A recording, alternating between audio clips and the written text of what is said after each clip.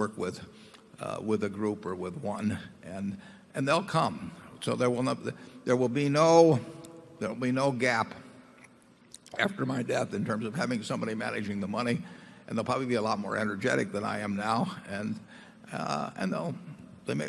they could very easily have a much better record. Some of them have a much better recent record than I do. Charlie?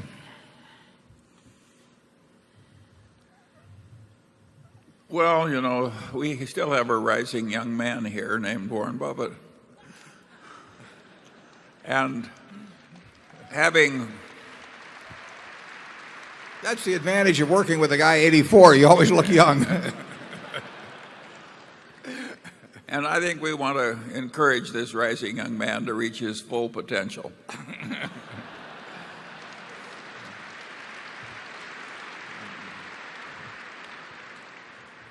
One thing I should point out, with our average age being 80, people talk about aging managements.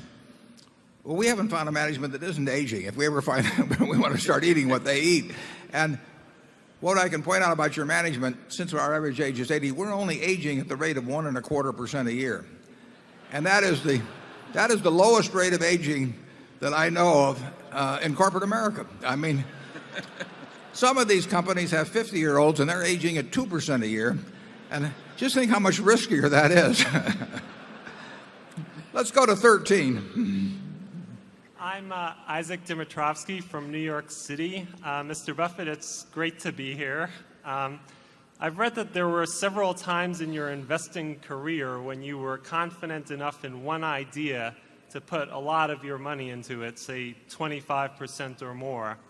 I believe a couple of those cases were American Express and the Washington Post in the 70s, and I've heard you discuss your thinking on those. But could you talk about any of the other times you've been confident enough to make such a big investment and what your thinking was in those cases?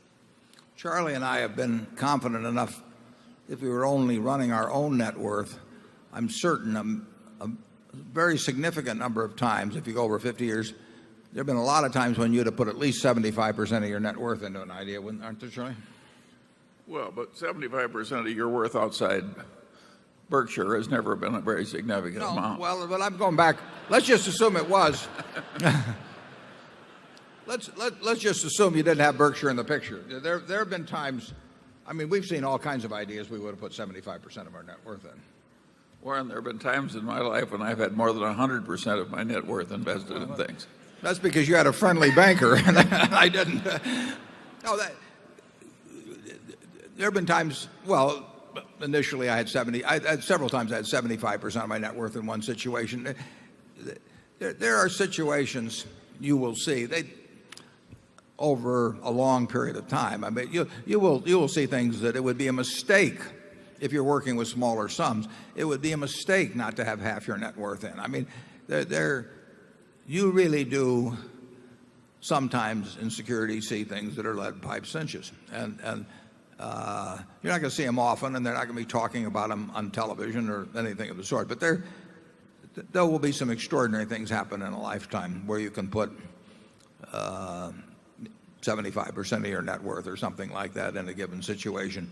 The problem has been the guys that have put 500% of their net worth in. I mean, if you look at, just take LTCM, very smart guys, very decent guys, some friends of mine, high grade, knew their business, but they put, maybe 25 times their net worth into things that were a cinch if they hadn't have gone in that heavily. I mean, they were in things that had to converge, but they didn't get to play out the hand. But if they'd had 100% of their net worth in them, it would have worked out fine. If they'd had 200% of their net worth in it, would have worked out fine. But they instead went to, maybe 2,500% or something like that. So there are stocks. I mean, there's quite a few people in this room that have close to 100% of their net worth in Berkshire, and some of them had it for 40 or more years. Berkshire was not in the cinch category.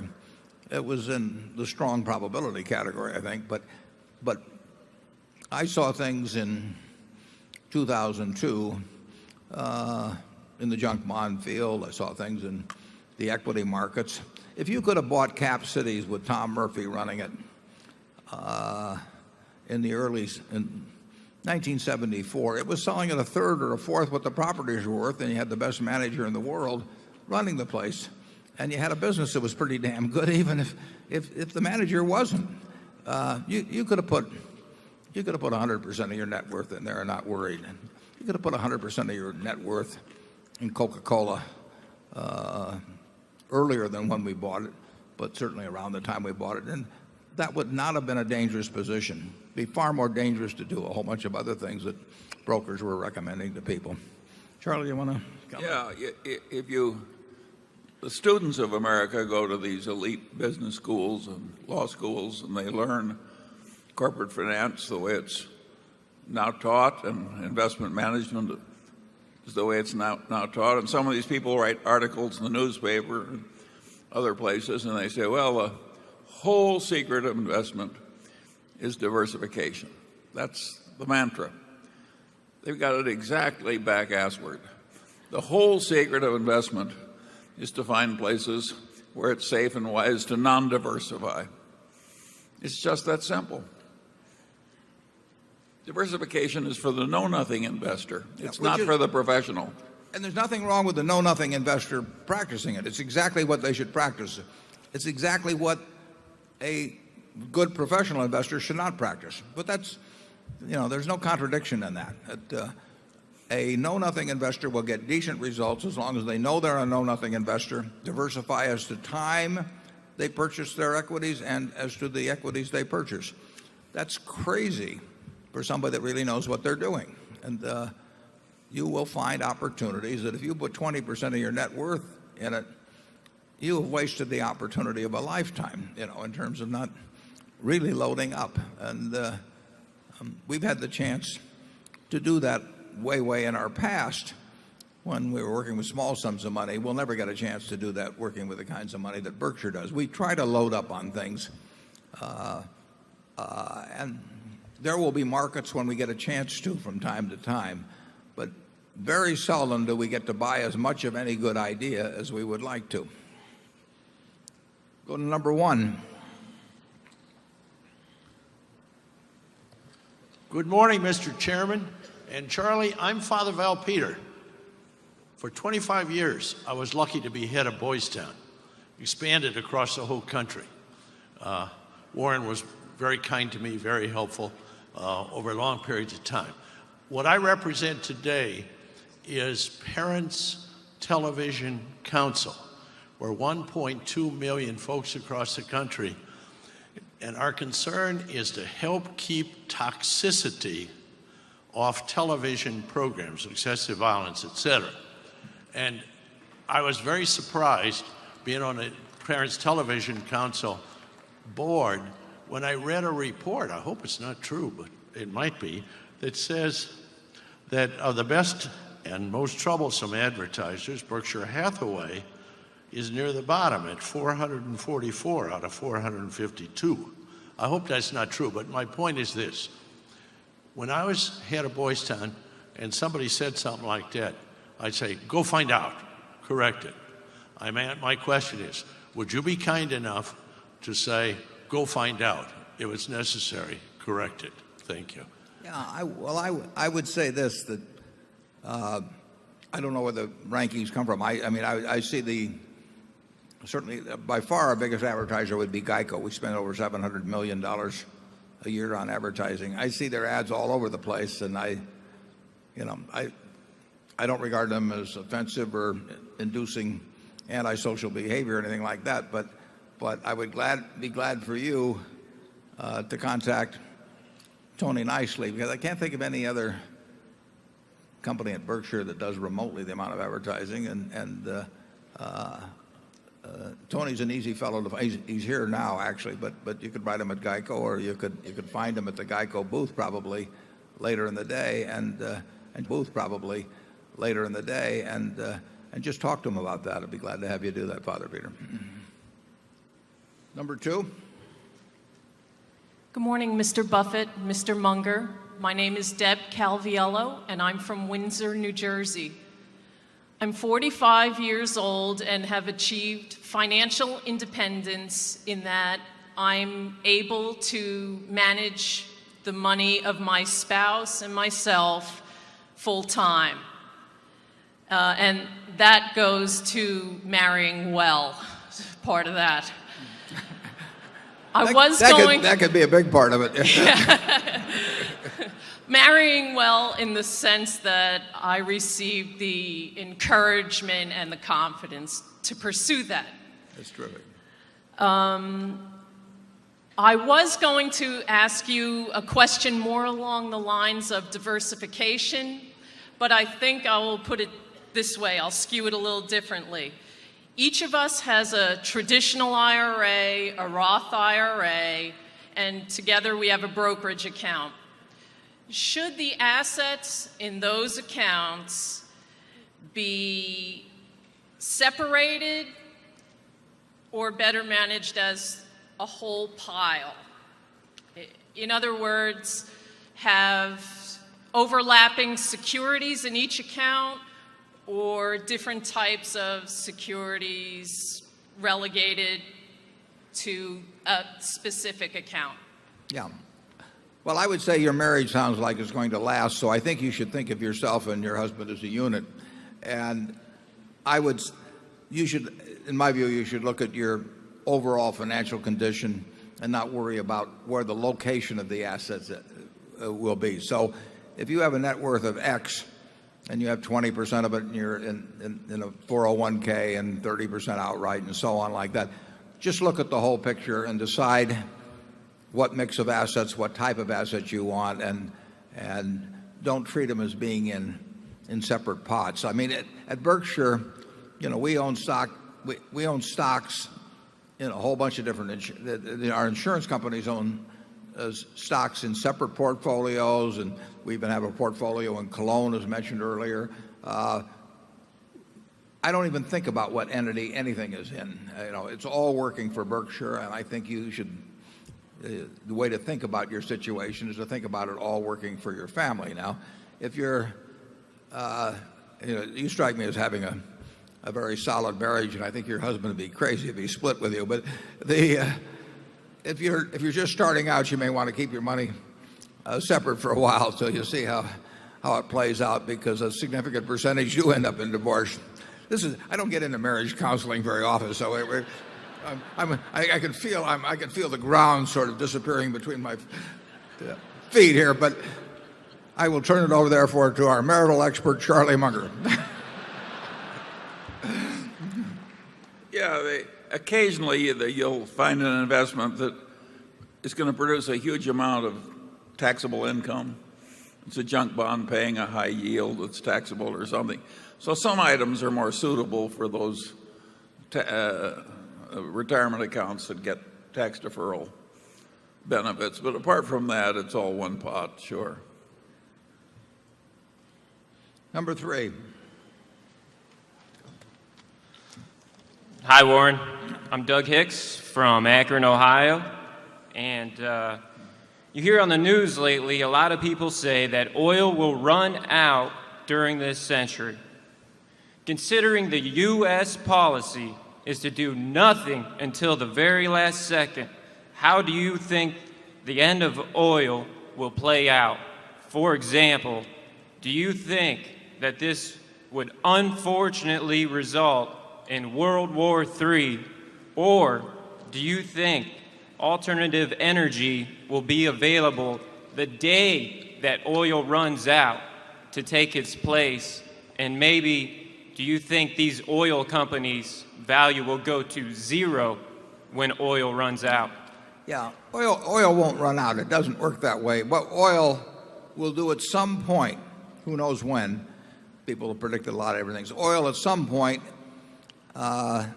daily productive capacity throughout the world will first level off and then start declining very gradually. The nature of oil extraction is such that wells don't, with rare exceptions, they don't go to a given point producing 100 barrels a day and then all of a sudden quit or anything like that. So you run into this depletion aspect and get into decline curves and that sort of thing. So we're producing in the world 86 or 87 million barrels a day of oil, which is more than we've ever produced before.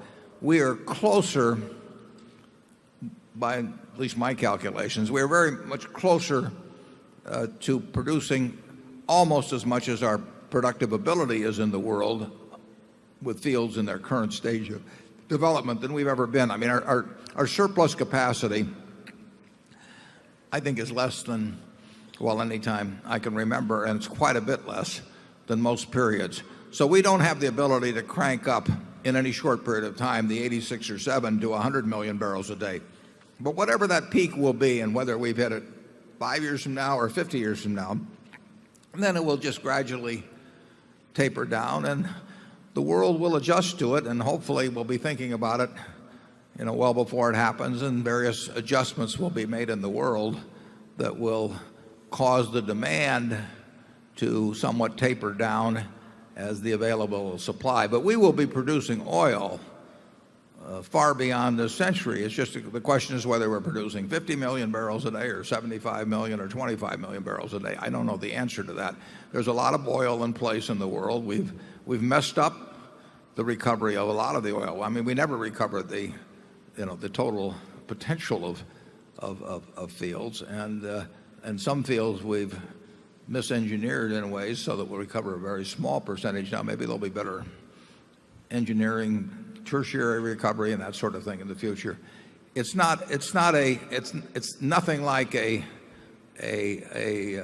on and off switch, though, in terms of the world producing oil or adjusting to reduced capacity or anything like that. You may still have enormous political considerations to access to the available oil because it's going to be so darned important to our society for so long. There's nothing we can do in any short period of time that will wean the world off of oil, and that is a fact of life. Charlie? Well, if we get another 200 years of economic growth pretty well dispersed over the world, while the population of the world also goes up, all of the oil, coal, natural gas, and uranium reserves of the world are like nothing. So eventually, of course, you have to use the sun. There is no other alternative. And I think we can confidently predict that there'll be some pain in this process of adjusting to a different world. Personally, I think it's extremely stupid to use up the hydrocarbon reserves of the world as fast as we are. I don't think we've got any good substitutes for those things as chemical feedstocks. And I think it's perfectly crazy to use up something so precious for which you have no alternative that's sure to be available. And if you look at it backwards, what should we have done?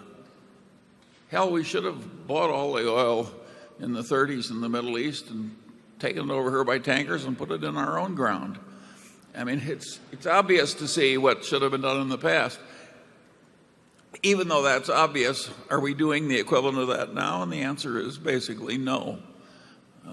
So I think the governmental policy tends to be way behind in terms of rationality. And I think we'll just have to soldier through.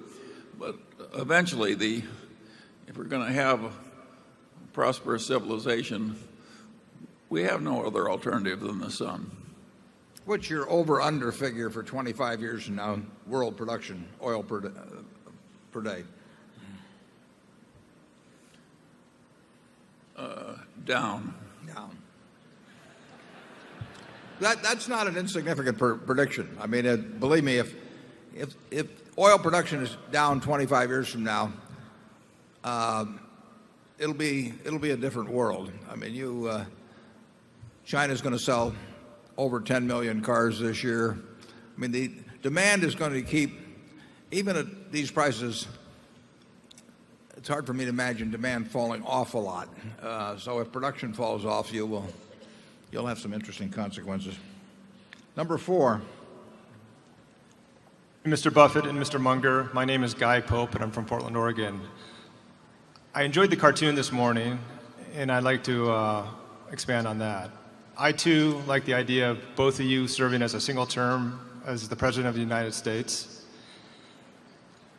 Hypothetically, let's say, Mr. Buffett, you served the first term, Mr. Munger, you served the second term. I think the other way around's better, but go ahead.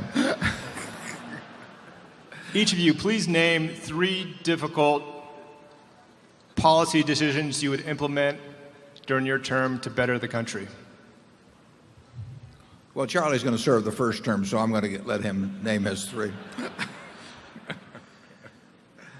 I think that one takes us so far afield that I think it's asking too much.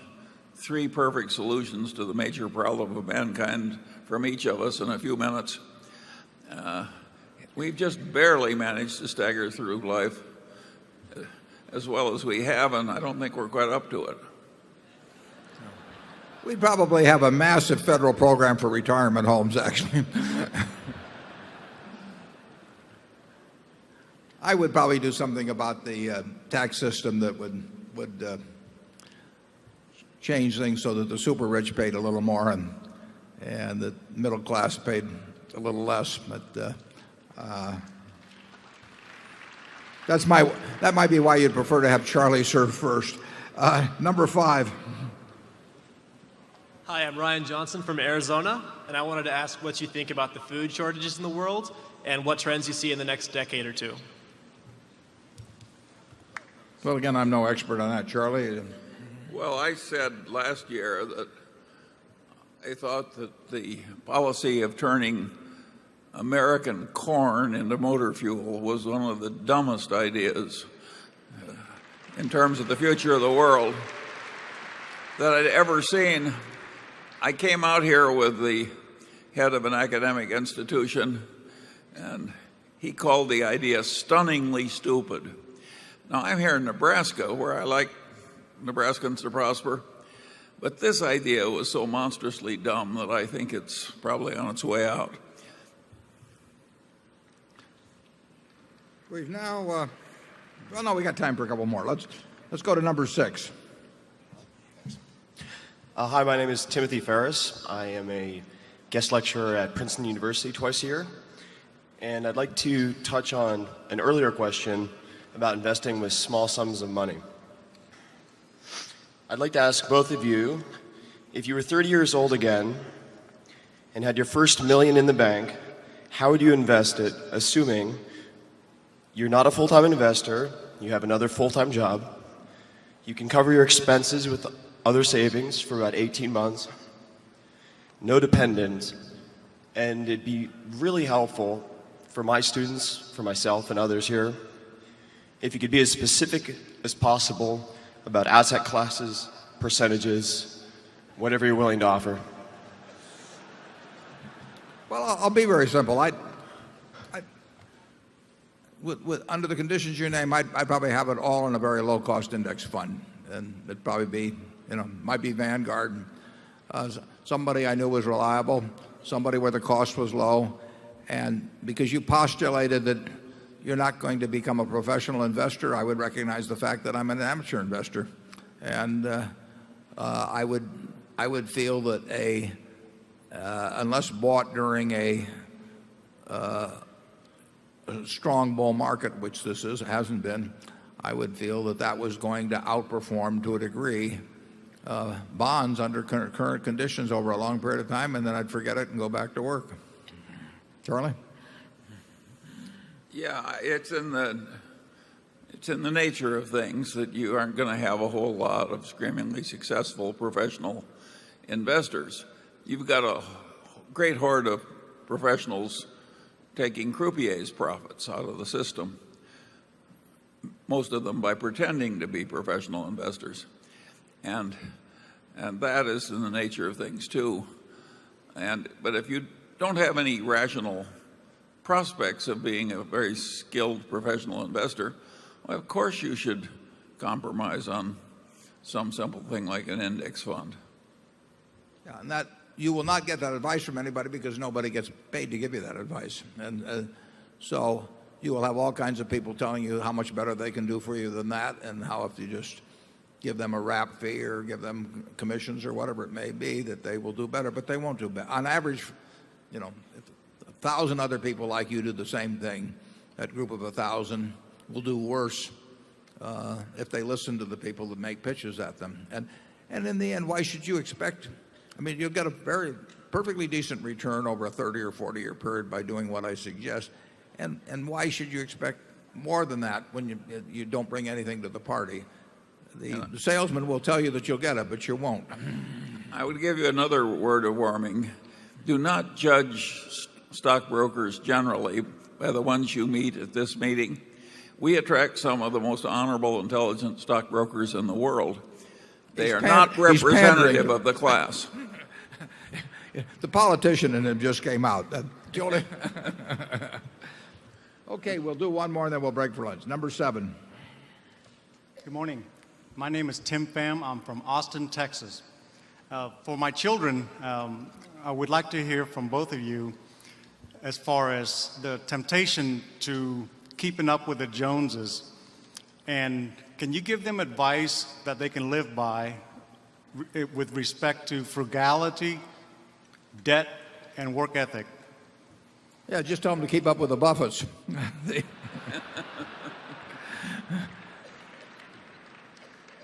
Well, Charlie and I have always been big fans of living within your income, and if you do that, you'll have a whole lot more income later on. And I think they will, to a considerable extent, not a perfect extent, they will follow the example of their parents. I mean, if their parents are coveting, every possession of their neighbor, or trying to figure out ways to increase their cost of living without necessarily their standard of living, the kids are likely to pick up on it. But now you can get the reverse effect. If you get too tough with them, they go crazy later on. But people make that election. And incidentally, there are plenty of people that I don't advise to save. I mean, if you're struggling along and making a reasonable income and you have a job with a 401k being put aside for you and you have Social Security, who's to say whether it's better to defer $1 of expenditure on your family on a trip to Disneyland or something that they'll get enormous enjoyment out of, so that when you're 75 you can have a 30-foot boat instead of a 20-foot boat. I mean, there are choices, and there are advantages to spending money in various forms for your family when it's young, and giving them various forms of enjoyment or education or whatever it may be. So I don't advocate, I may practice, but I don't advocate extreme frugality. And I don't say that it's always better to be saving 10% of your income instead of 5% of your income. I think it's crazy to be spending 105% of your income, and I think that leads to all kinds of problems, and I get letters from people every day that have experienced those problems. But in the end, if you want to have an internal scorecard. I mean, you are not a better person or a worse person because you live a different kind of life than your neighbor. You live a life that is true to yourself. Charlie? Yeah, it's obviously the best method to train your children to provide the proper example. I think we're hearing a child that didn't get that advice. Yeah. But of course, even if you do provide the proper example, it's likely not to work. It's noon. Some of the time, anyway. It's noon now. We'll take about a 30 to 40-minute break. We'll come back. Some of those who are in the other room, we always have some openings here after lunch, so you might be able to move into the main room. We'll reconvene. We'll say at 12:45. We'll go till 3 o'clock. My cousin Bill Buffett will be out at the Bookworm signing books about my grandfather. And I look forward to seeing you in a few minutes. Thanks. Okay, we're going to go back to work here. We broke off at Area 7 last time. I have asked, just so everybody's aware, but we've had 3 questions relating to the Klamath situation, and I think that's more than proportional to the interest of the crowd. And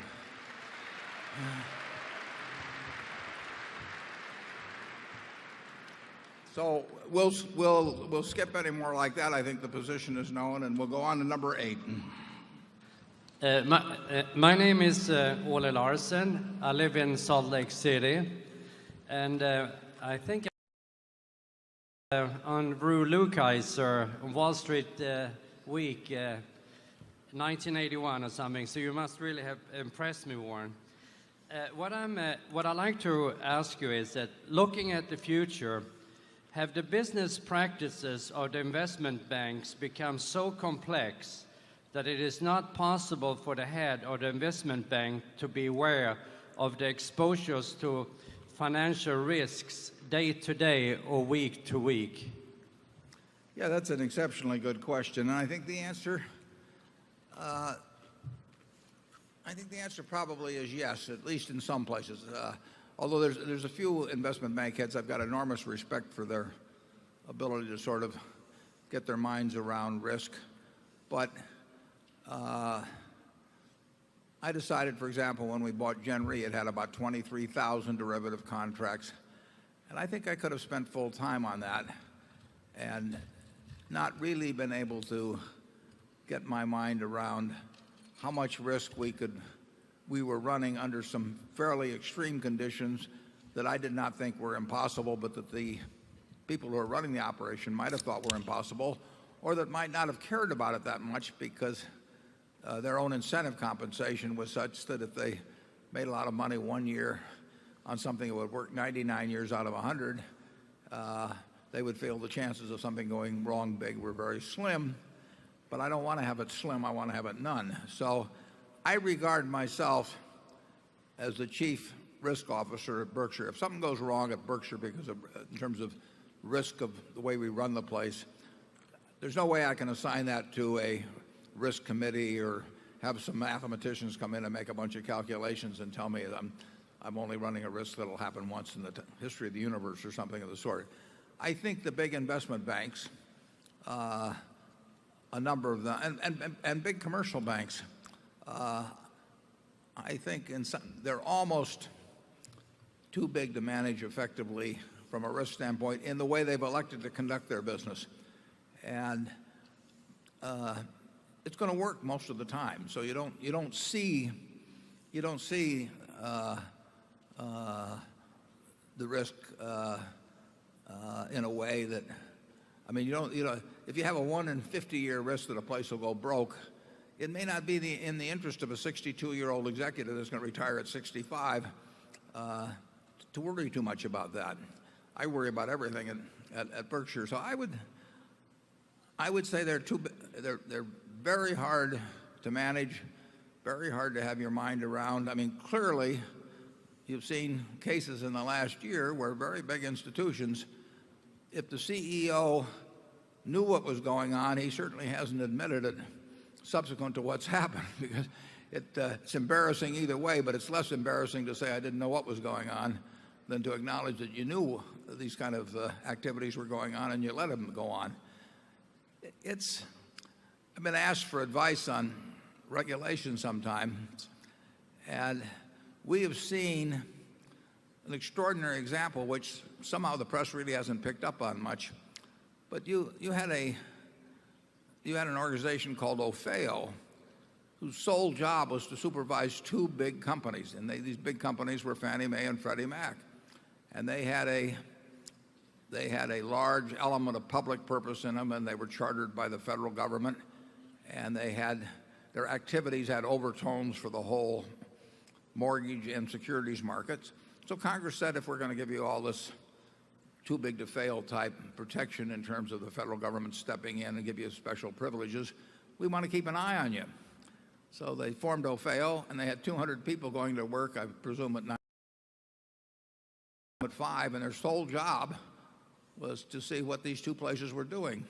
And they turned out to be 2 of the biggest accounting misrepresentations in the history of the world. So they were 2 for 2 with the only things they had to examine.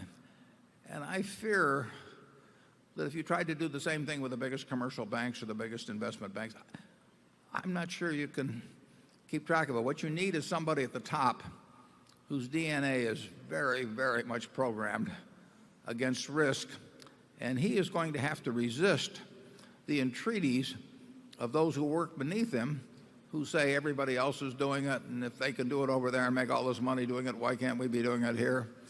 And that's not easy to do. I mean, when you got a bunch of high-powered people who are used to making in 7 figures every year, and they want to do things, and they say, if you don't do them here, we're going to go elsewhere. It's a very tough system to beat. So I would say that in many ways, there are firms that, in terms of risk, are simply they are conducting themselves in a way that they're too big to manage.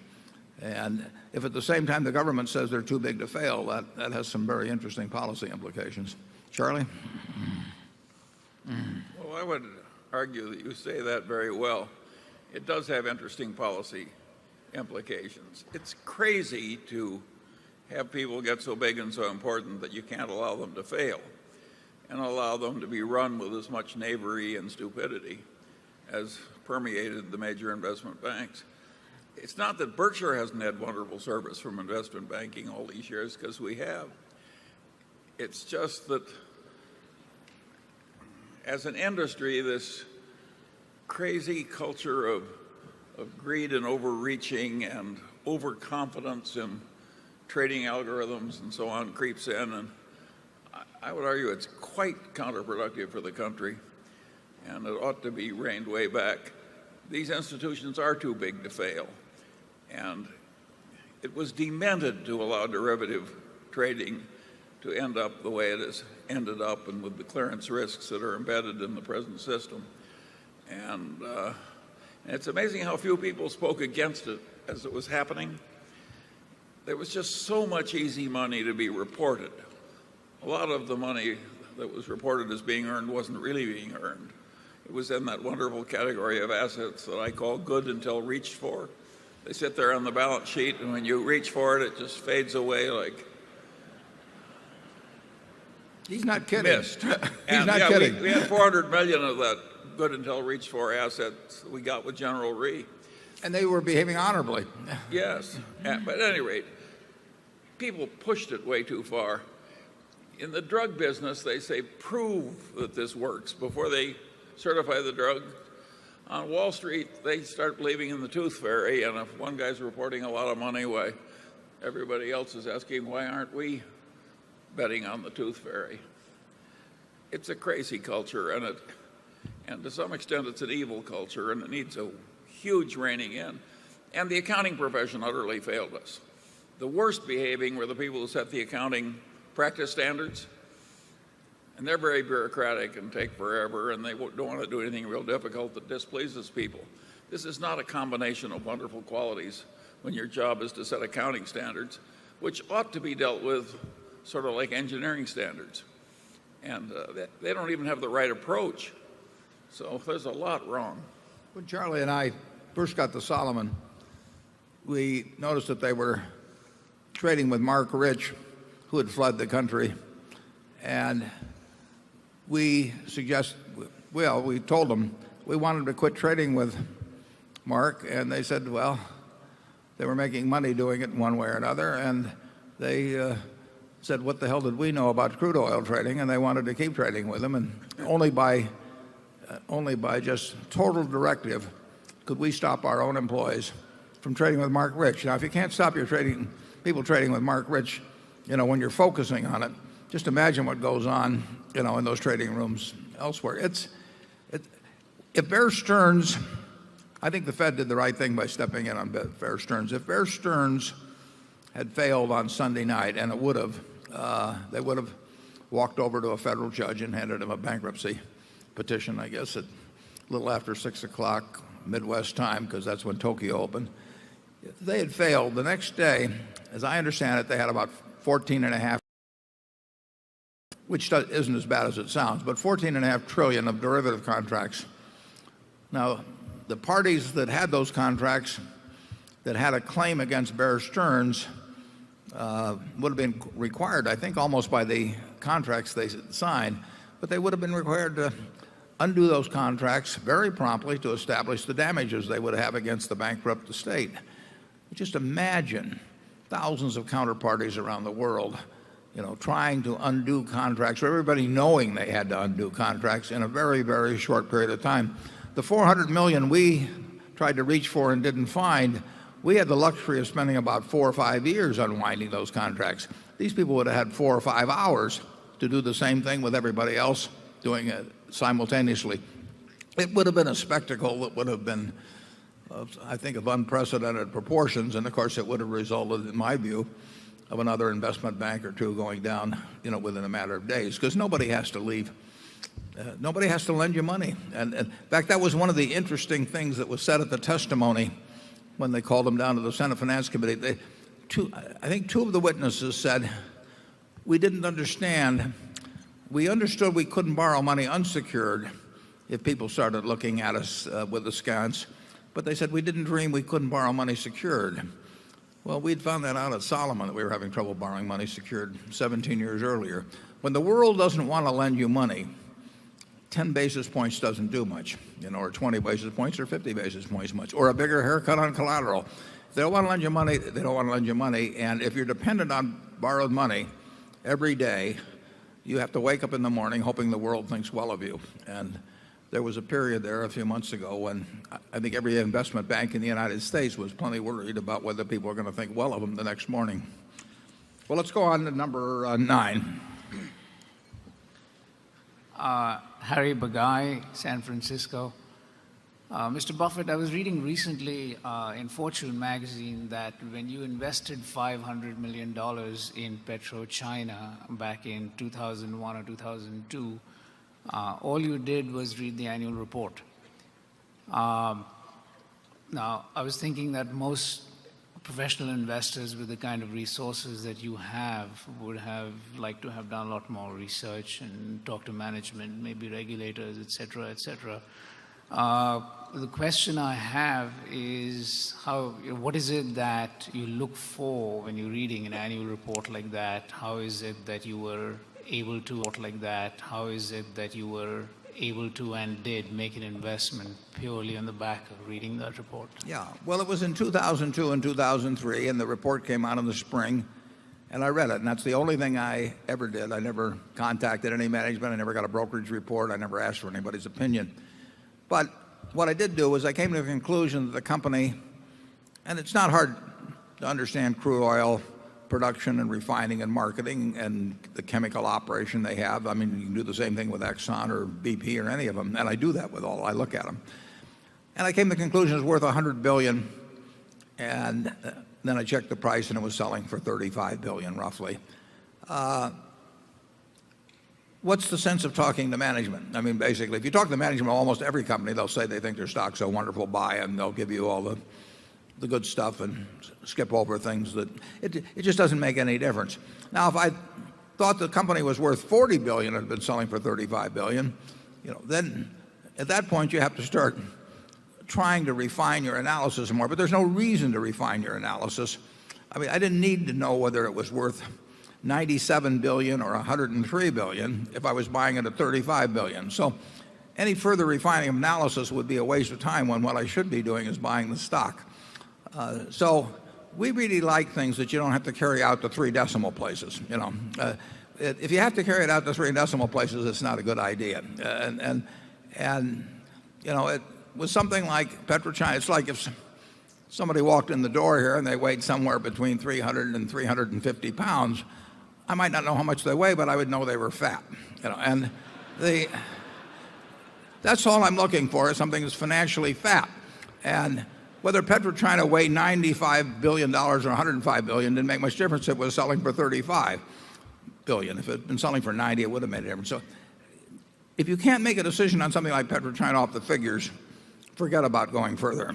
And that's basically what we did. It's a straightforward report, just like reading just like reading Chevrons or ConocoPhillips or anything like that, just as informative.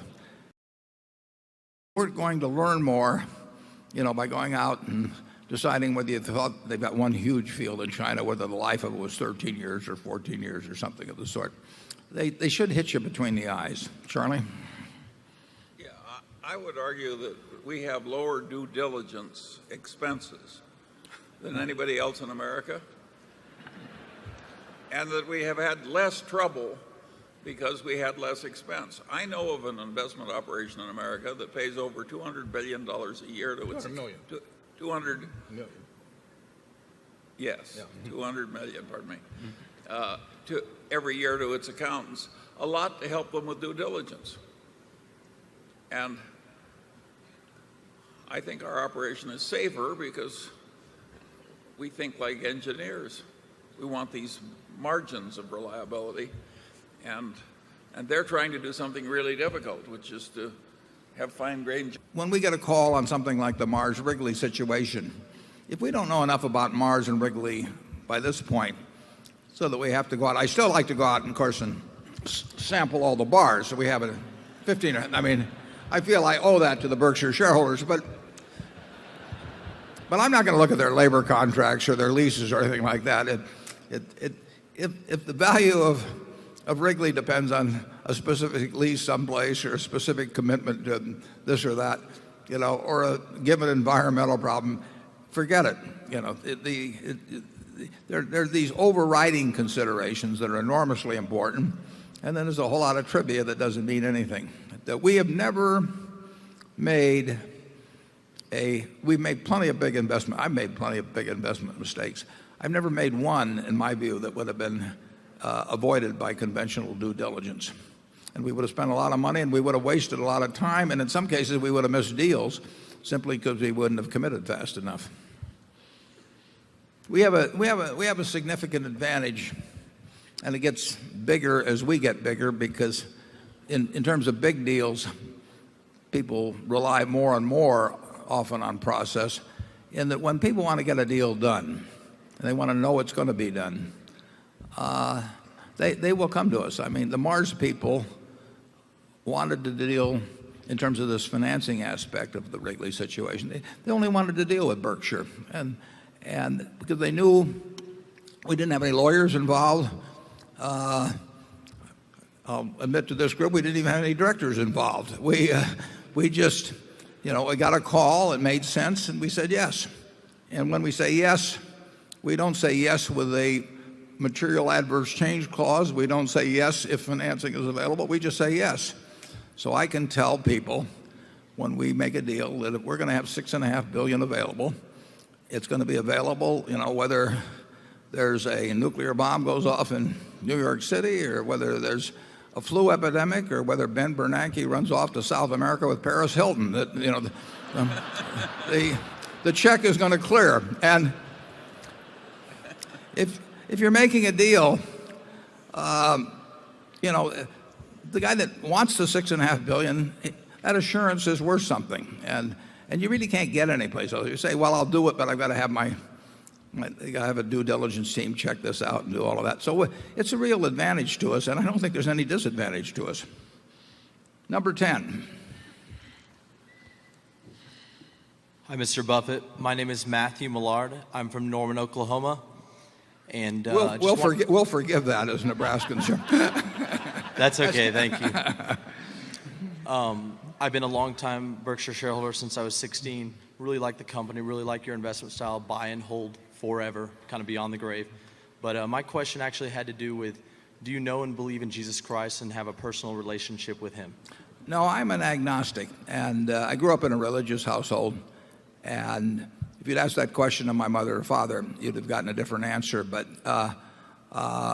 and I'm a true agnostic. I'm not closer to either a theist or an atheist. I simply don't know, and maybe someday I'll know, and maybe someday I won't. But that's the nature of being an. Charlie? I don't want to talk about my religion. Okay, well.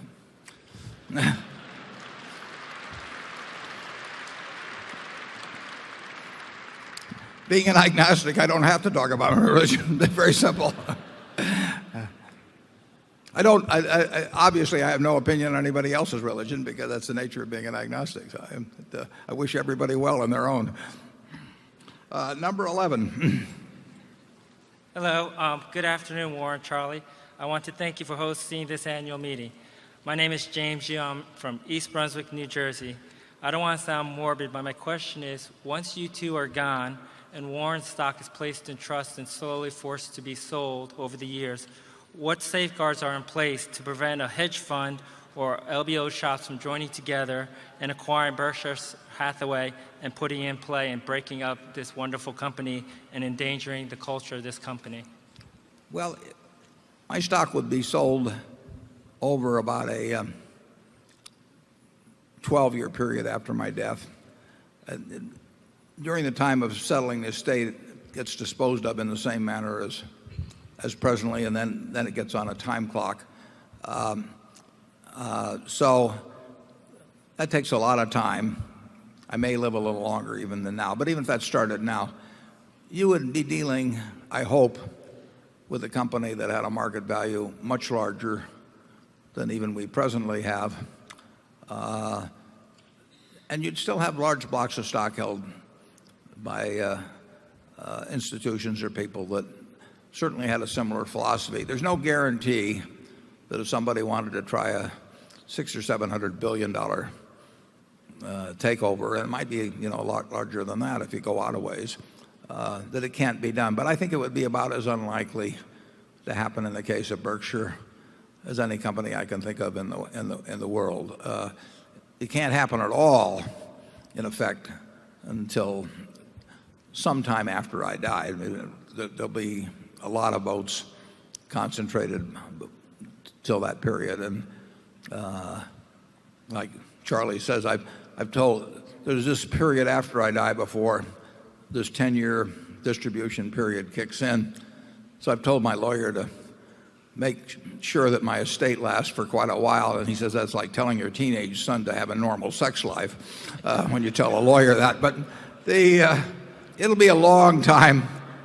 And like I say, if we do anything in the way of decent rates of compounding, you're really talking, one of the very largest companies in the United States. And I don't think I don't think there's going to be the LBO of General Electric or Exxon. And I think that it would be equally difficult with Berkshire. There's no 100% guarantee, however. Charlie?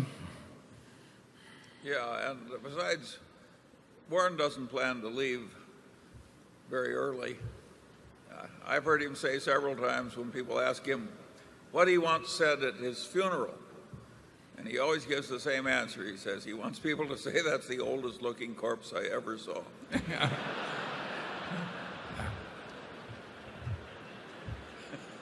And I'm unlikely to change my views on that subject. But thanks for asking. Number 12. Hello, my name is Harold Uline. I'm from Chicago, Illinois. I'd like you to describe the economic characteristics of the Kraft Corporation, why you feel this is a good business. Well, I would say most of the big food companies are good businesses in that they earn good returns on tangible assets. And I don't want to get particularly into specifics on Kraft, but if you own important branded products in this country, whether it's Wrigley's or Mars or Coca-Cola or a number of the Kraft brands or See's Candy, you have good assets. It's not easy to take on those products. Just imagine, taking on Coca-Cola will sell 1.5 billion 8-ounce servings of its product around the world today. Coca-Cola will sell 1.5 billion 8-ounce servings of its product around the world today. There's something in every person's mind virtually in the globe about Coca-Cola. That's a product of since 1886 has been associated with happiness and good value in terms of refreshment and all that. It's just about impossible, to in my mind anyway, to take on a product like that. It clearly satisfies people in a way, everywhere on the globe.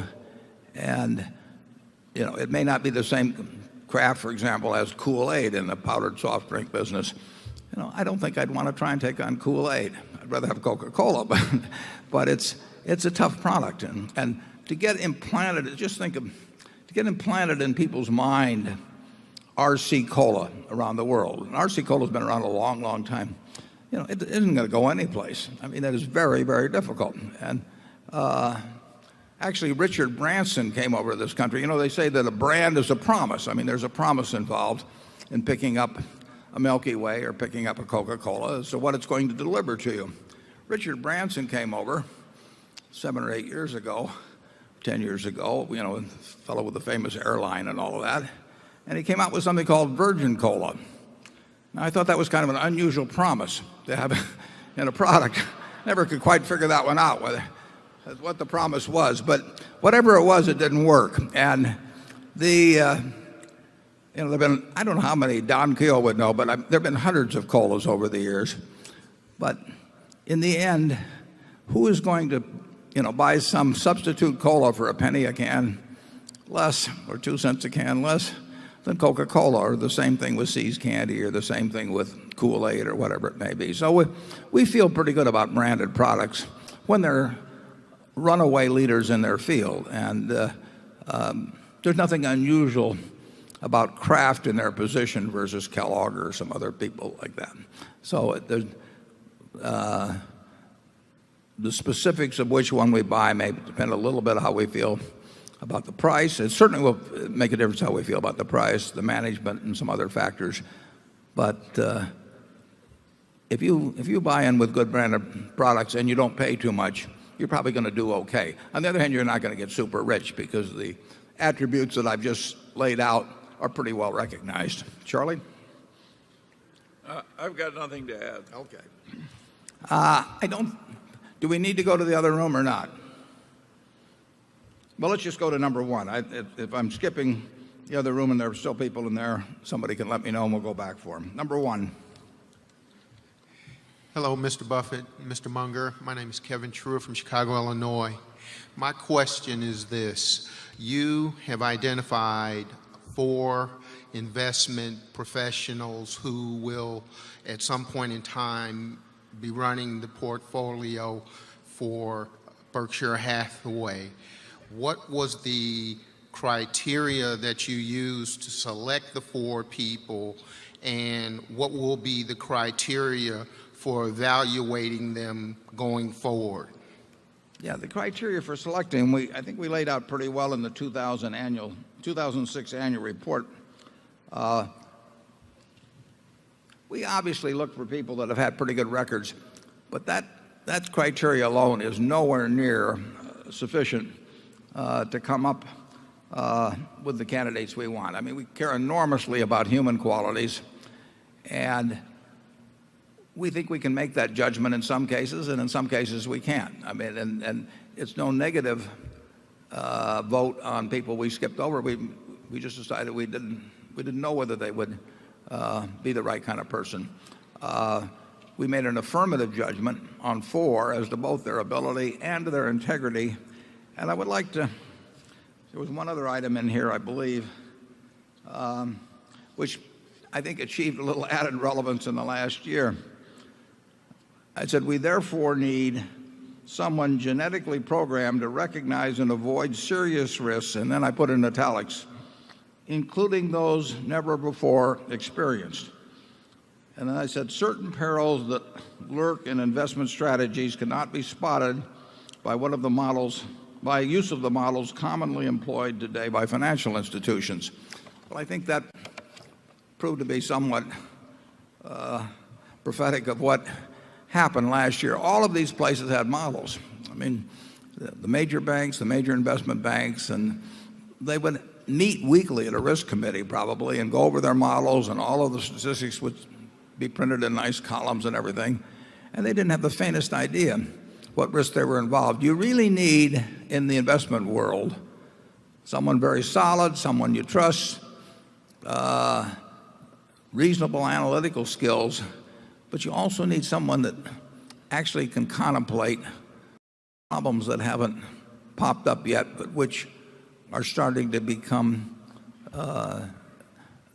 possibilities in terms of new financial instruments or new behaviors in markets and that sort of thing. And that's a rare quality. I mean, that inability envision something that doesn't show up in your past model, can be fatal. And Charlie and I spend a lot of time thinking about things that could hit us out of the blue that other people don't include in their thinking. And we may miss some opportunities because of that, but we feel it's essential when managing other people's money, or for that matter, managing our own money. So I would say that you might go back and read the 2006 annual report again, but those are the criteria we're looking for, and we have identified as being met by the four people we're thinking about. Charlie? Yeah, you can see how risk averse Berkshire is. In the first place, we try and behave in a way so that no rational person is going to worry about our credit. And after we've done that and done it for many years, we also behave in a way. And after we've done that and done it for many years, we also behave in a way that if the world suddenly didn't like our credit, we wouldn't even notice it for months. That if the world suddenly didn't like our credit, we wouldn't even notice it for months, because we have such liquidity and are so unlikely to be unable to be pressured by anybody. That double layering of protection against risk is like breathing around Berkshire. It's just part of the culture. And the alternative culture is just the opposite. You call a man the chief risk officer, but often he is functioning as a guy that makes you feel good while you do dumb things. So he's like the Delphic oracle that convinced the Persian king to attack somebody or other. I mean, he's just a dumb soothsayer. And how can a guy be dumb when he's got a PhD and he can do all this advanced math? Well, you can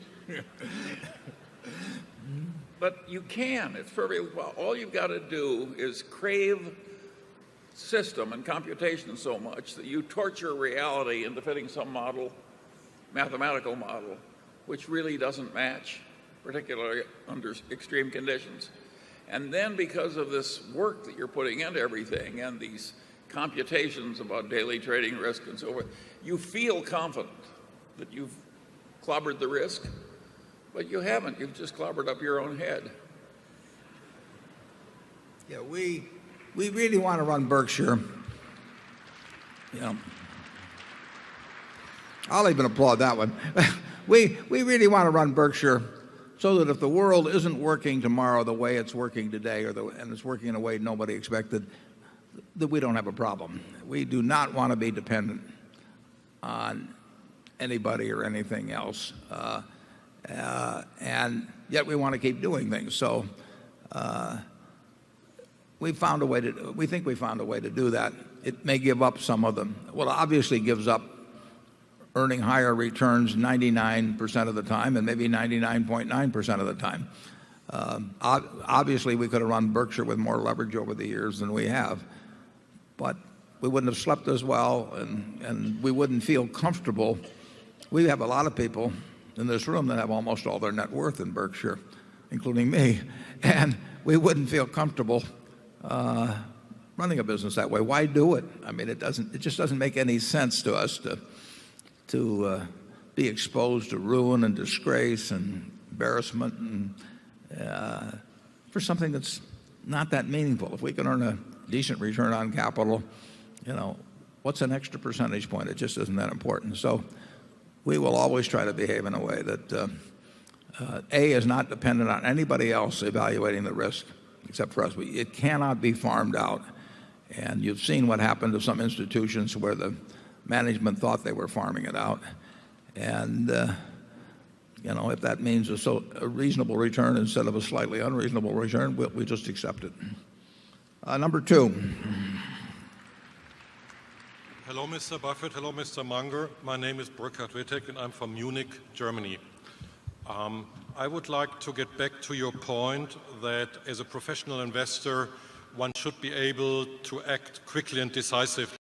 That means being able to know what the intrinsic value is and to act within a day or within an hour if the market offers an opportunity.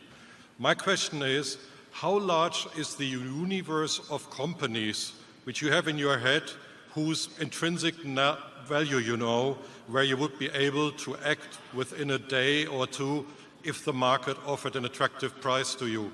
And secondly, how come you suddenly invest in Southern Korea or China? Yeah, we can act. Our immediate decision is whether we can figure what's being offered out to us or not. I mean, there's a go, no-go signal, and Charlie and I are often thought to be rude when we think we're just being polite and not wasting the other person's time. So as they start mid-sentence in their first conversation with us, we just say, forget it. And Charlie's pretty good at that, and I'm picking it up. We know very, very, very early in the conversation whether somebody's talking about something that there's any chance is actionable by us. And we don't worry about the ones we miss. We want to make sure that we don't waste any time thinking about things that when we get all through thinking about them, we're not going to know enough to make the decision on. So we just rule those out. And that rules a lot of things out. But then if it gets through a couple of these filters and makes it into an area where it says this is something that we know enough about to make a decision on, we're ready to move right then. So we make decisions. We can make a decision in 5 minutes very easily. I mean, it just is not that complicated. Now, we know about a number of businesses and industries, and there's a lot of businesses and industries we don't know anything about. We know about a lot of things about certain kinds of bonds, and we know some. There's a variety of things we know about, and it's nice if we can expand that universe of knowledge. But the most important thing is that anything that gets through is in an area of knowledge. And the truth is, if we can't make a decision in 5 minutes, we can't make it in 5 months. We're not going to learn enough in the following 5 months to make up for the fact that we went in deficient in the first place. So it's just not a problem around Berkshire. If we get a call and somebody says either they've got a business for sale or that's what we're going to get on the calls. Or if I'm reading a paper or a magazine or an annual report or a 10K and I look at a price and there's a significant differential between price and value, we move right then. And Charlie and I don't need to talk to each other about it. I mean, we both think the same way, and we have generally similar spheres of knowledge. Charlie?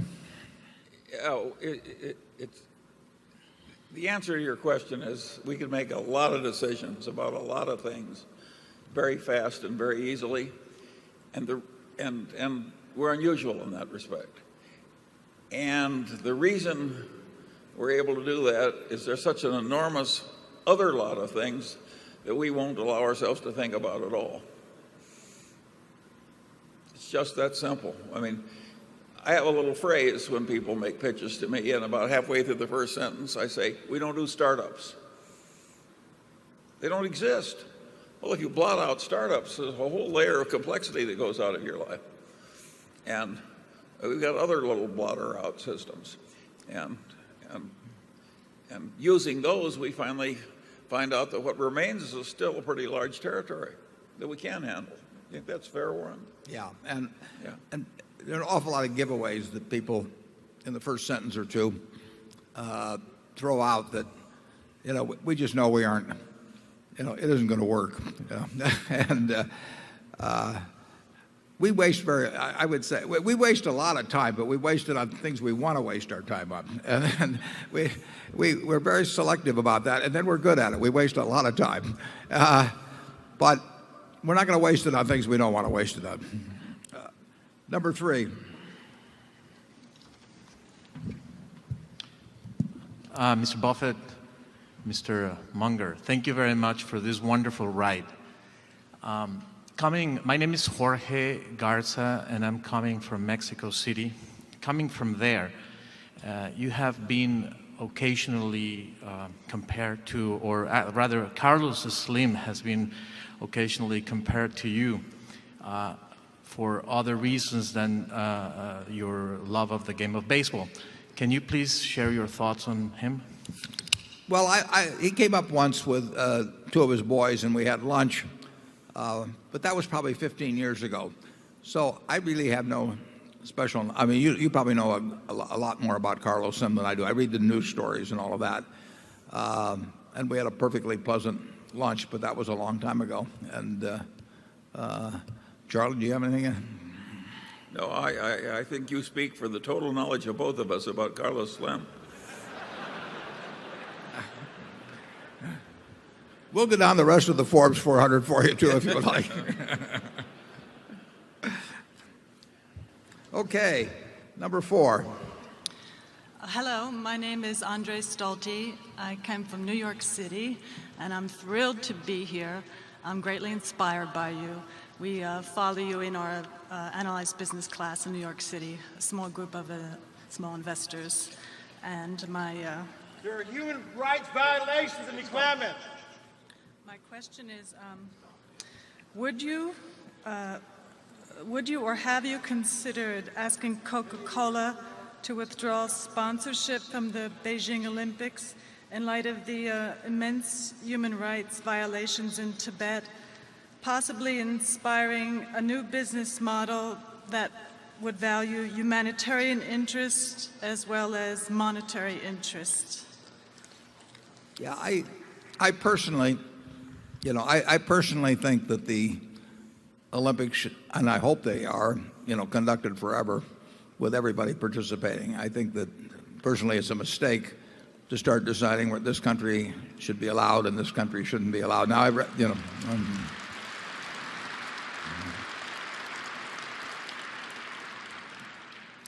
I think it's very hard to grade a couple hundred countries that might be participating according to how their behavior was. I mean, we didn't let women vote in this, the United States, until 1920. So we went 140 or so, 130 years. And I would say that was a great human rights violation, but I would have hated to see the United States banned from the Olympics, in the years prior to that because of that. So I just think it's a terrible mistake to try and get into something. The Olympics are a wonderful event. I think the more people participate in them, the better. And I think that on balance, they contribute to a better world over time. So I would not start getting punitive about it. But I understand your motives on it. And thank you. Charlie? Well, Warren understates my position.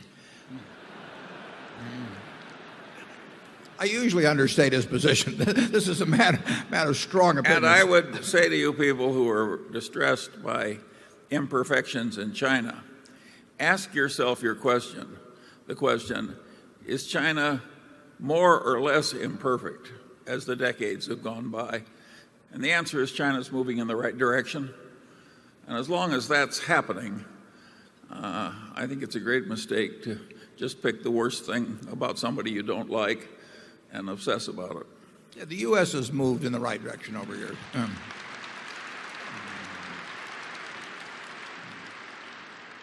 Our Constitution said blacks were 3/5 of a person. I mean, we've moved a long way, and we're far from perfection. But I think you do better with people that you're working with to, if they're going in the right direction, largely to encourage them. You may want to nudge them a bit, but I don't think the Olympics is the right way to do it. Let's go to number 5. Hi, my name is Jessica Helmers, and I'm from Scottsdale, Arizona. My question is, what future trends do you see in the coal industry? Do you think its cost advantage will outweigh its environmental impact? Well, I think in the short term, the world's going to use more coal, and I think that there's no question that there's an environmental disadvantage to it. And I think the world will slowly, maybe more rapidly than that, but we will figure out better ways to do the things that coal does. That will be more environmentally friendly over time, but it isn't going to happen fast. I mean, if you shut down the coal-generated utilities in the United States, we would not be able to hold this meeting in a room with the lights on. And so it's a very tough problem to solve or to even make big inroads on in a short period of time. Now, at Mid-American, we put in a lot of wind capacity in the last 5 years or so, probably about as much as anybody has. But we are dependent a lot on coal. It's cleaner coal than it was 20 years ago. And we will be dependent on it for a long time. And it's a worldwide problem, obviously. And the Chinese are building coal plants at a very rapid rate. It's going to require cooperation and leadership on a worldwide scale.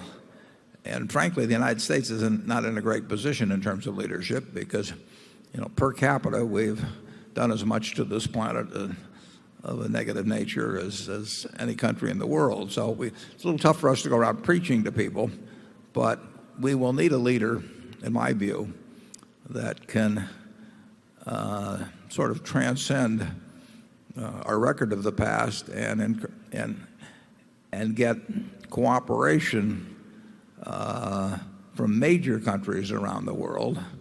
I don't think it's going to be, but I don't think it's going to be fast. Charlie is less pessimistic on this than I am. Charlie? Well, I think the people who are very against the use of coal should reflect which one they'd rather use up fast, the hydrocarbons, the oil and natural gas, or the coal. I would rather use up the coal because it's less desirable as a chemical feedstock for what we need to feed the world. And so I would argue that there's an environmental reason in terms of humankind for being very pro-coal use. Most people don't think that way, but I do. Charlie does not find comfort in numbers. No. Number 6. My name is Reza Abbasada. I live in Sacramento, California. The stock prices of most small regional banks have become more attractive in the past 1 year. Do you have any opinions about regional banks as investments? And if you were going to purchase shares, what are the areas that you would carefully examine? Yeah, I don't think you should make a categorical decision about something like, however you define them, small, mid-cap, whatever, regional or national banks for that matter. So much depends on the character of the institution, which will probably be a reflection to a great degree of the type of CEO you have. And a bank can mean anything. It can mean an institution that's doing all kinds of crazy things. There was one called the Bank of the Commonwealth up in Detroit many years ago that went to extremes, and it was very popular in Wall Street for a while. It could mean the soundest of institutions. We owned a bank, the only bank Berkshire's ever owned in its entirety, in Rockford, Illinois, run by a fellow named Gene Abegg. And it wouldn't make any difference whether it was a super regional or a small or a mid-cap bank. There's no way Gene Abegg could run on anything other than a super sound bank. So I think you should know something about the culture of the management and the institution to make a firm buy decision on a bank. And that's hard to do for 99% of the banks. We own stock, as you know. It's in our report, Wells Fargo and U.S. Bank and M&T up in Buffalo. And in all three cases, I think I understand quite well the DNA of the institution in terms of how it behaves. That doesn't mean those places are immune from problems, because they'll have problems. But it does mean they're immune, in my view, from what I would call institutional stupidity. And I would not say that all banks are immune from that. As a matter of fact, there was a very wise man named, I think it was Morris Cohen, that said there are more banks than bankers. And if you think about that a while, you'll get my point. Charlie? Well, I think the questioner is onto something. So many of our very large banks, both here and in Europe, have sort of cast a pall of disgrace over the whole industry, and that has undoubtedly pounded down the stocks of some small banks that there's nothing at all wrong with. So I think you're prospecting in a likely territory. Yeah, but you can find a few big banks. Yes, that are big banks similar, too, yeah. And I don't know if you took the 20 smallest banks in Florida and the 20 largest banks in Florida, which group would be in better shape in terms of the Florida real estate situation. It's a territory that has some promise. That is a wildly bullish statement from Charlie. Number 7. I'm going to go out and buy that stuff as soon as we get out of here.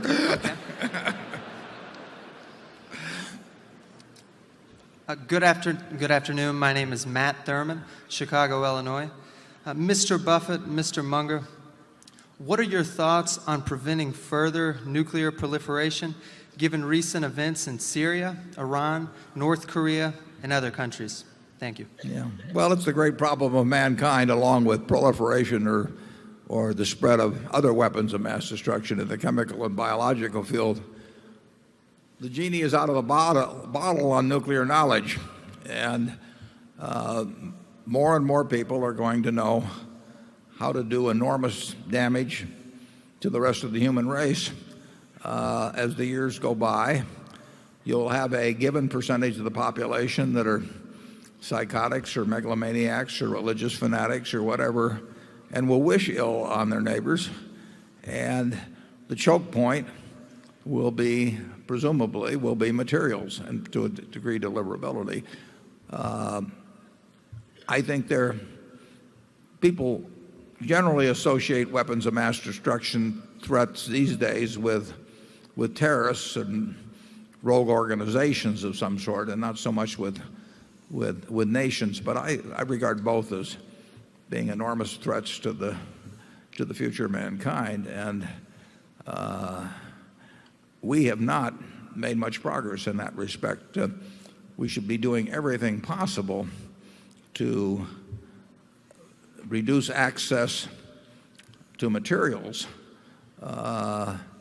and I've even had a few thoughts on that, which you can look up on the Nuclear Threat Initiative, probably on the website. And I've got a proposal actually that might reduce by a tiny bit the rationale, at least, for all kinds of nations having highly enriched uranium and that sort of thing. But it is the primary problem of mankind. If you've got 6.5 billion people, you're probably going to have, in the world, you're probably going to have close to twice the number of people who wish ill on their neighbor than you had when you had 3 billion people. And for a long time, if you were a psychotic or something, you could pick up a stone and throw it at the guy in the next cave, and you moved on to bows and arrows and rifles and cannon. But for millennia, the ability to inflict massive damage was quite limited, no matter how crazy you were. And since 1945, when Einstein said that the atomic bomb, as they called it then, has changed everything in the world except how men think. That was a comment made shortly after Hiroshima. We live in a world where exponentially has experienced exponential growth in the ability to inflict harm on somebody else, and we haven't gotten rid of the nuts or the people who want to do it. And it is, whether it's Iran or you name it, or whether it's terrorist organizations or whatever, we live in a very, very, very dangerous world on that is getting more dangerous as we go along. And we've been very lucky since 1945. When the Cuban Missile Crisis came along in the 60s, it might have been 50-50. And I think we were lucky we were dealing with Khrushchev, and we were lucky that Kennedy behaved the way he did. But we were lucky. And Charlie and I talked a lot about it in the 60s at the time. But it won't go away. And you would hope, at least in the United States, that we have an administration, whether it's Republican or Democrat, where that's at the top of the agenda, trying to figure out a way to minimize that risk. You can't eliminate it. It is out of the bottle, but we've got to. It should be paramount to minimize the risk that we really get into something that involves, deaths on a scale that nobody's ever contemplated before. Charlie? Yeah, well, you talk about deaths on a scale that people have never contemplated before. People have recently figured out that the population of Mexico probably had a population decline of 95% caused by European man bringing in his pathogens. And it was a pretty big civilization that went through that little knothole. These things can happen and have happened, and look at Mexico today. I don't think it's going to wipe out the species. Well, that's the good I hope news. that cheers you up. The cockroaches will survive. It's a very good question. I wish I knew a better answer. Number 8. Good afternoon. I'm Elizabeth Baird from Apopka, Florida. I would like to thank you for this wonderful opportunity to learn so much more about finances and at the same time have a wonderful time. It's been fun. That's great. I teach at Valencia Community College in Orlando, Florida. I teach office administration and business. I applaud my students for investing in themselves by enrolling in college. I also want to stress financial independence and financial freedom. I do this by telling them that slow and steady wins the race. Also, good, sound financial management, and then the law of reciprocity. I have them track every expense over a period of time. Also, they buy, theoretically, one stock and track that too over a period of time. We keep track of the current financial news, current news, and also they have research papers.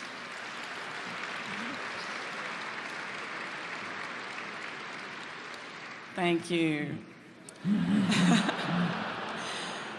They research FICO scores, the credit reports, Clark Howard, Susie Orman, the top 10 billionaires, not because.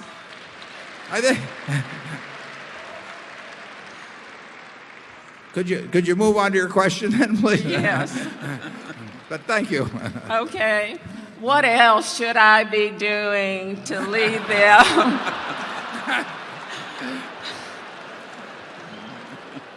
to make sound financial decisions and to have a happy, sound financial life? I'm ready to hire your entire class right now. Well, I think you're giving us some very good advice. I think that the most important investment you can make is in yourself. I mean, very, very, very few people get anything like their potential horsepower translated into the actual horsepower of their output in life. And potential exceeds realization to just an enormous factor with so many people. And one illustration you might try with your class, I tell them this when I talk to high school groups. Just imagine that you're 16 and I was going to give you a car of your choice today, any car you wanted to pick. But there was one catch attached to it. It was the only car you were going to get in the rest of your life. So you had to make it last there. You can pick out the fanciest one you want, a Maserati, whatever it might be. How would you treat it? Well, of course, you would read the owner's manual about 5 times before you turned the key in the ignition. You'd keep it garaged. Any little rust you would get taken care of immediately. You'd change the oil twice as often as you were supposed to because you know it has to last a lifetime. And then I tell the students, and you get one body and one mind, and it's going to have to last you a lifetime, and you better treat it the same way, and you better start treating it right now because it doesn't do you any good to start worrying about that when you're 50 or 60 and the rust, that little speck of rust is turned into something big. So anything your students do to invest in their mind and body, particularly your mind. We didn't work too hard on the bodies around here, but it pays off. It pays off in an extraordinary way. Your best asset is your own self, and you can become, to an enormous degree, the person you want to be. When I get classes in universities, I just ask them to imagine they were going to buy one of their classmates to own 10% up for the rest of their life. Which one would they pick? They wouldn't pick the one with the highest IQ or necessarily the one with the highest grades. They pick the person that's going to be effective. And the reason people are effective is because other people want to work with them. They want to be around them. And other people they don't want to be around. And those are qualities that an individual picks up: being generous, being humorous, being on time, not claiming credit for more than you do, but rather than less than you, helping out other people. All kinds of human qualities that turn other people on, and then there's things that turn on people off. And those are habits, and they're the habits that you pick up when they're the age of your students. The habits they have today will follow them throughout life, so why not have good ones? So that's the only message I would give your students. Well, I've got a specific suggestion that answers your specific question. I would add to that extensive repertoire of yours by teaching them to avoid being manipulated to their disadvantage by vendors and by lenders, using the standard tricks of the vendor and lender trade. And you couldn't start with a better book than Cialdini's Influence. And I think Bob Cialdini, who's a shareholder, is here somewhere in this audience. And so I have a new textbook that I suggest you add to your class, which is Cialdini's Influence. And he's just got a new book that's coming out and for sale in Omaha today, I think, for the first time. And that's called Yes. So here's two books that I suggest you add to your class. Okay. Let's go to number 9. I'm Andrew Gordon from Chicago, Illinois, and I'm 9 years old, and I'm a big baseball fan. I know you like baseball, and my favorite team is the Chicago Cubs. Would you like to buy the Chicago Cubs from Zanzell? And my question is, do you think buying baseball teams is a good investment? Well, it's been a good investment. It's been a good investment. It's not been a good investment necessarily because the earnings have gone up so much, although cable television multiplied the value in a big way. In effect, television expanded the stadium. Wrigley Field, I think, probably seats less than 40,000 maybe. So you had 40,000 seats available when I went there for my first Major League Baseball game in 1939. But then along came television and then cable television, and in effect, pay cable television for baseball or sports networks. And that multiplied the seats in a huge way. Now, a lot of that went to the players, but some of it stuck to the owners. I am not when I was your age, I would have thought if I made a lot of money, I would have bought a team. But there were a lot of things I thought I would do then that I haven't done subsequently. So I don't think if the Cubs sell for $700 million and you've got a percentage of that in your bank account now, I don't think I would buy in at that price. There's a psychic income to many people in owning sports teams. I mean, it makes them famous, maybe not in the way they anticipated when they bought the team, but it is a way to instant celebrity and recognition and all that. And as long as we live in a society where people have loads and loads of money, a certain percentage of people are going to want to become known for the fact that they have done very well in life, and a sports team is certainly one way of doing it. That isn't the only reason people buy them, obviously. But I will say this, you are not the first one that's asked me about buying the Cubs. I've had calls not from Sam, but from other people, and it's I think I'll leave that to you. Charlie, are you thinking about buying a sports team? He would be a tougher sell than I would. I might do something kind of stupid like that, but Well, you've already done it once. touche. Number 10. Mr. Chairman, Mr. Vice Chairman, my name is Andy Peak, and I'm from Weston, Connecticut. Americans at the individual, municipal, state, and federal levels historically do not save. On the other hand, Asians save approximately 40% of their income. Living beyond one's means is an American way that obviously cannot continue. First, why is it that Americans do not save? And secondly, what can we do to correct this long-term problem? Thank you. Yeah, well, certainly the savings rate in this country has fallen significantly and may even be negative, although it does seem to me that the value of the country in real terms, I think, does increase quite significantly decade to decade. So I'm not sure exactly how it happens without savings, but it does seem to me that this country as a whole is worth considerably more than it was 10 or 20 or 30 or 40 years ago in real terms. So something good has happened. But the propensity to save, it almost seems innate in at least the great majority of cases. I mean, we've got our friend from Florida teaching children to save, and I think that has some impact. And I should have thanked Andy Hayward for that terrific cartoon this morning, and he's got a program that I'm participating in that we think in cartoon form might influence a few younger people towards saving. If you own Berkshire stock, you're automatically saving because we retain earnings, and your indirect interest in those retained earnings is a form of saving. So you can spend every dollar of your income that comes in the other way, and if you own Berkshire, you are net saving, which is a practice I've now been following for 43 years, sometimes in my family's consternation. I don't know that the savings rate is based on calculations made on consumption and imports and so on. And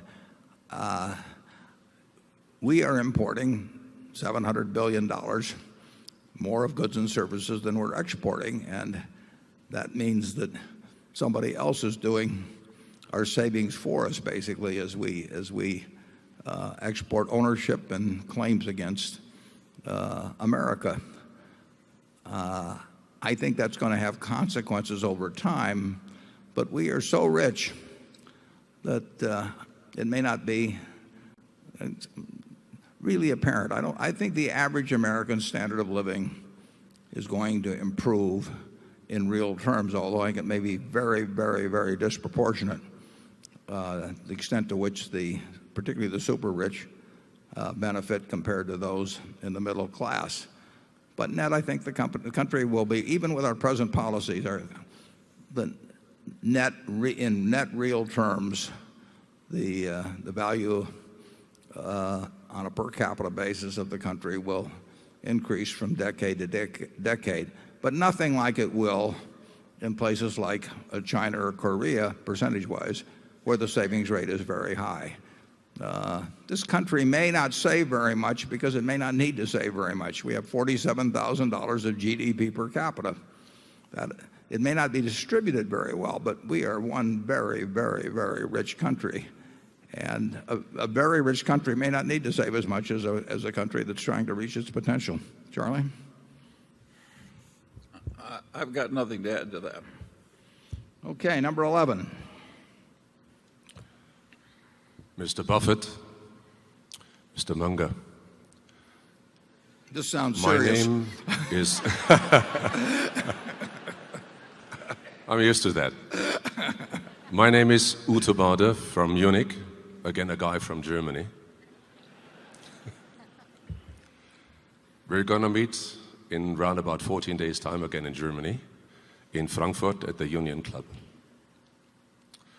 May I ask you, a little bit ahead of the others, what are your reasons for coming to Germany? Thank you. Yeah, it's very simple. We want more, not that there have been hardly any so far, but we would like more family owners of German businesses, some cases in the family maybe 100 years, maybe 20 years, whatever it might be. We want more owners who, when they feel some need to monetize their business, think of Berkshire Hathaway. We want to be on their radar screen.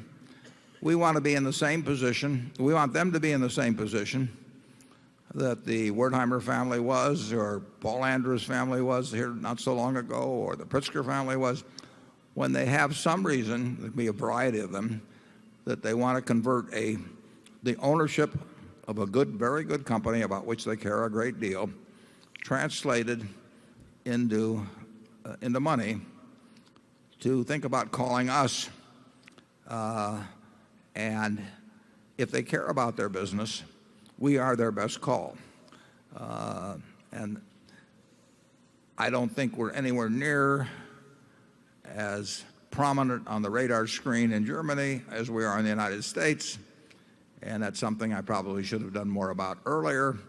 But now I'm going to hit 4 countries in Europe in a few weeks. And when we leave, I think we'll be somewhat better known what we're looking for, what we can do for those companies, why they should give us a call. I think we'll be better known a month from now than we are now. Charlie? Yeah, and Germany is a particularly advanced civilization in terms of inventiveness and engineering. You go into an American printing plant now, and the names on the machines are all German. Not all, but mostly. Now, some of the German names are Germans that came over here to America and formed printing equipment businesses. But it's just amazing the influence that the Germans have had on field after field in America. It's a very logical place for us to be looking. Sounds like maybe Charlie should go. Number 12. Name is Len Yaffe. My wife Ruth and I live in Tiburon, California. I was wondering if the current economic stresses remind you of any prior period in U.S. or any other nation's history, and if so, is there anything we can learn from the prior period that might help us manage the current period better? Well, they're all a little different, and they all have similarities, but this one obviously had more of its origins in the mortgage field and in terms of the residential real estate bubble, but the troubles that begin in one area have a way of spreading to other areas. But I would say that in my lifetime, it's been, I can't remember one where this particular residential real estate bubble has sent out the shock waves and the exposure of other practices elsewhere as to their weaknesses like this one. But I don't think there's any magic to the analysis or anything like that. I think that some stupid things were done that won't be done soon again, and they won't be done exactly the same again, but variations of them will pop up at some point, because humans are what lead to stupidity in behavior, and there are these sort of primal urges that in terms of getting rich and using leverage and all of that sort of thing, and wanting to believe in the tooth fairy, and that pop up from time to time in human behavior, and sometimes they pop up on a very big scale. In terms of having any great insights on solutions or anything of the sort, I don't have them. Charlie? Well, no, but it was a particularly foolish mess. Now, at earlier meetings, we talked about some idiot who decided that the credit delivery grocery business, like the old Buffett store, a web van, internet-based delivery service for groceries, a really asinine idea. And of course, it met an ignominious failure. That was smarter than what the people did in this mortgage field. It was a lot smarter. I just wish we had those brilliant people back that gave us WebVan. Which, by the way, reminds me of my general attitude toward political developments. I have a rule, and it's as follows. The politicians are never so bad you don't live to want them back.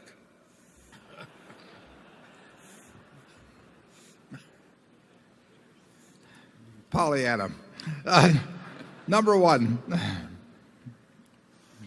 I'm Bob Klein from Los Angeles. Following up on the last question, can you speak to the accuracy of the financial statements of the world's major financial institutions? What should be done to properly value their assets like mortgages, leverage loans, CDOs, and other assets that are, as Charlie says, as good until reached for? Since the leverage at these banks and brokerage firms is generally 15 to 20 times their tangible net worth, there isn't much margin for error. So what can be done to improve the integrity of financial statements?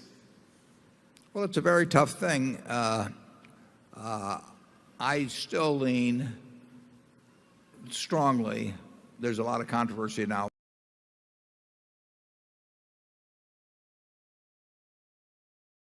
Determine, but whether you should use that or some other figure like cost, because people say that the present values are unrepresentative and so on.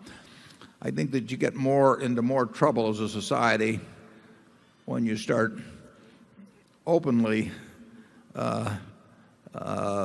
valuing things at prices that make no sense in terms of what's going on, than whether you do your best to estimate them, even though those estimates may prove in many cases optimistic later on and certainly inaccurate in some respects. So I would stick with financial institutions at least having to attempt to report their assets on a fair value basis. But when you get into instruments, I've used this illustration before, but when you get into a CDO squared, if you read a standard mortgage residential mortgage-backed certificate security, it may consist of thousands of mortgages backing up this instrument, and then that instrument may be tranched into 30 or so different tranches where each party has a different claim on the waterfall of funds received. Now, that instrument itself can be kind of difficult to understand, but then you take that and you create a CDO by taking some of the lower junior tranches of a bunch of these RMBSs, maybe 50 of them, and then you create a CDO out of this. So now you create out of a whole bunch of junior and perhaps very correlated and perhaps kind of lousy instruments, and then you put them in a CDO and say that because you put them all together and diversified in theory, you got a lot of AAA tranches of that, was a big error to start with. And then when you took the lower tranches of a bunch of CDOs and stuck them into a CDO squared, that was nuttiness squared. And if a residential mortgage-backed security had a 300-page prospectus and you had to read 50 of those to understand the CDO, you're up to 15,000 pages. And if you had to read 50 more CDO prospectuses and the material behind that to evaluate a CDO squared, you had to read 750,000 pages, presumably, to evaluate one security. And that was madness. To let people value that sort of thing because they say the market at 10 cents on the dollar is unrepresentative, so instead of using that, I'll use the 100 cents I paid, I think would be an abomination. And I think that the discipline, mild as it may be, of telling managements that you're going to have to value this stuff at market may keep them from doing things that they would otherwise do that would be very stupid if they think they can get away with valuing them at some fictitious, or at cost, which would be fictitious in terms of market. So I lean toward the market value approach. I don't know. When you get into really complex instruments, I just don't know how you value them. Charlie was on the audit committee at Solomon, and they would spend hours and hours and hours. And I think you found one that was mismarked by 20 million or something like that, back when 20 million was real money. It was a floating plug. Well, we had the floating plug too, yeah. Yeah, no, there's a lot that goes on in the bowels of American industry that is not pretty. So you can add the sausage and laws. Maybe you should add accounting practices of things that people shouldn't have to witness the making of. I think that part of the trouble comes from some prominent members of my own Republican Party. Some of these people overdosed on Ayn Rand and what they learned in Economics 101, and they sort of got to thinking that if anything happened as a natural response of human nature in a free market system, even if it was an axe murder, it was a desirable development and part of a wise distribution of risk. I don't know why grown-ups get these silly ideas, but they do. And one of them headed the Federal Reserve. I think Alan Greenspan did a very good job averaged out, but he did overdose a little on Ayn Rand. And he had this tendency to believe that if it happened in a free market, it had to be all right. I think there's some things that should be forbidden. And I think that the world would have worked better if a lot of things that were described as follows. This is a financial innovation which will diversify risk. If that phrase had been banned from all discourse, the country would have worked better.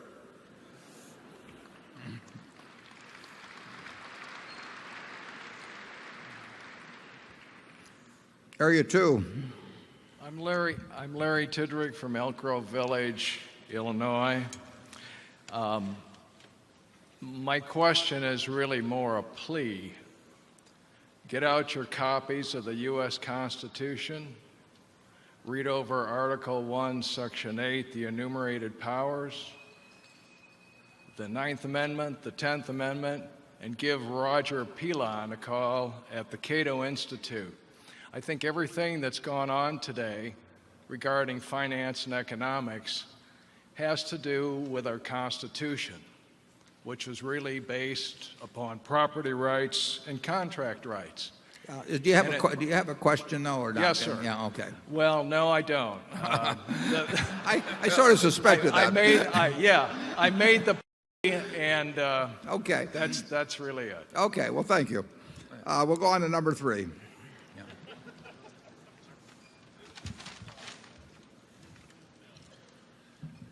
Yes, my name is Dan Schmidt from Burnsville, Minnesota.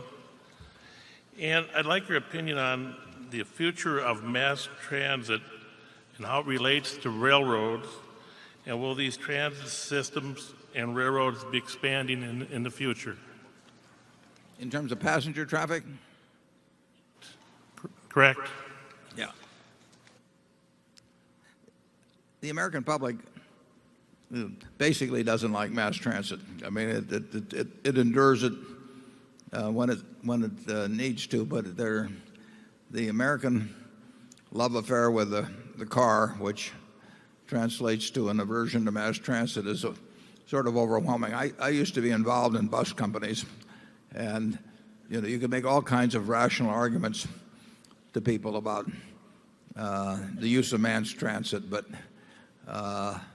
one person to a car seems to be an enormously popular method of moving around, and I think it's unlikely that we see a large expansion in mass transit in this country. I think the American public is for one reason or another, whether they're trained to it or whether it's just something in their genetic makeup, they do not like going out and waiting for buses or whatever it may be, or trams, and they want to get in their car, and even with gas at close to $4 a gallon, they want to go someplace and pay a lot of money to park, and they don't want to double up in the cars very much, and that just seems to be human nature. Maybe it'll change, but I never like to bet on something that has gone in one direction for a long time reversing unless the evidence is pretty strong. Charlie? You have a more optimistic view of it than I have.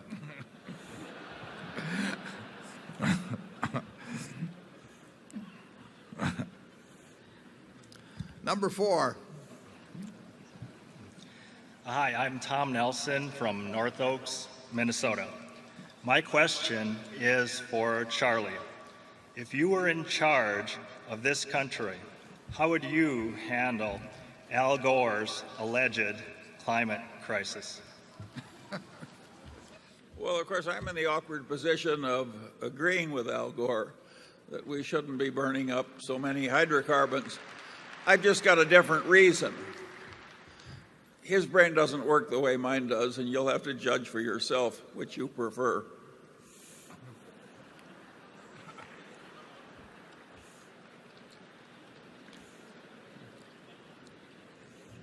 We'll have a vote a little later. Number 5. Good afternoon, Warren and Charlie. This is Frank Martin from Elkhart, Indiana. Nice to have you here, Frank. Thanks, Warren. One of my favorite aphorisms from you is, to win, first you must not lose. The excerpt that you read a few moments ago from the 2006 annual report contemporized that aphorism, and I think was both prescient and prophetic. Notice I said prophetic and not pathetic. I noticed. Yeah, thank you. On several of occasions, disagreeing with Alan Greenspan, you have called derivatives weapons of financial mass destruction. We both are on record as believing the country is currently in recession. If corporate default rates, which are currently benign, escalate should the recession deepen and we get back to default rates common in 2002 or back in the early 1990s, will the credit default swap problem materialize as a serious threat to financial stability? I respect you as one of the all-time great pricers of risk. You and Charlie must consider selling insurance without reserves, without really understanding pricing risk to be an abomination. Is there a chance, in your judgment, that the CDS market may eclipse the subprime mortgage market as the next element of the financial meltdown? The credit default swap market, you see these figures, and I'm repeating them. I'm not validating them, but the last number that came out was over 60 trillion. Now, there's lots of double counting in these things and all that sort of thing, but there's no question there's a lot of money on both sides of the credit default market. They call them credit default swaps. You can think of it as insurance against a company going bankrupt. And actually, we have written 2 types of derivatives on a big scale. We explained them in the annual report. We explained them again in the press release that was issued yesterday. And we have insured we have written insurance that pays off to somebody else in the event of default by companies listed on given indices. There's a high yield 2, a high yield 3, and so on through high yield 9. And we've written various tranches of risk on those things. And I think we're going to make significant money, although we could lose money too. It will depend on credit experience in the next few years. I think there's no question that corporate default rate will rise. That's been cranked into the calculations I make in writing this insurance. The question of whether the credit default swap, the size of that market, will lead to any kind of chaos in the financial markets, I think probably not. Although if a Bear Stearns had failed, for example, you would have had a huge unwinding of contracts by counterparties who had to establish their claims and all that. So you would have had rather chaotic conditions. Anytime a a credit default swap is merely a payment by one party to another. So it's a negative sum item. When somebody loses money on a subprime loan, on a mortgage loan, they've lost real money. Now, somebody may be buying the house later on cheaper than they would have bought it earlier on. But there's not an equivalent swap of dollars at the time that a subprime loan goes bad. With the credit default swaps, there is a swap of dollars. So as long as the counterparties pay, if A is up $1 million, B is down $1 million. And the question is if you get a Bear Stearns type situation that didn't get interrupted by the Fed, whether counterparties would fail and you get a lot of trip hammer effects. I don't think that's going to happen, and I think the chances of it happening were reduced significantly by what happened, by the fact that the Fed stepped in at Bear Stearns. We've had enormous payments from one party to another in terms of credit default swaps. There's a firm called Fairfax Financial that made, a relatively small firm that made, I remember, well over $1 billion in credit default swaps. Well, somebody else lost the billion, but it didn't pose a threat to the system. It posed a threat to the guy that lost the billion, but he had to keep putting up collateral, presumably, as he went along, so it wasn't like he was called overnight for the billion. So even though credit defaults, then they've been the most volatile of instruments in the last 18 months. There's been nothing that's swung as much, maybe there's some subprime index that has, but virtually as credit default swaps. And that really hasn't created a problem in the system. So I do not think, particularly if the Fed is going to step in when they see investment banks that they regard as too big to fail, or banks that are too big to fail, I don't think that will probably be the cause of the problem. Maybe a cause of enormous losses to some institutions, but those will be matched by enormous gains by their institutions. I do think there's the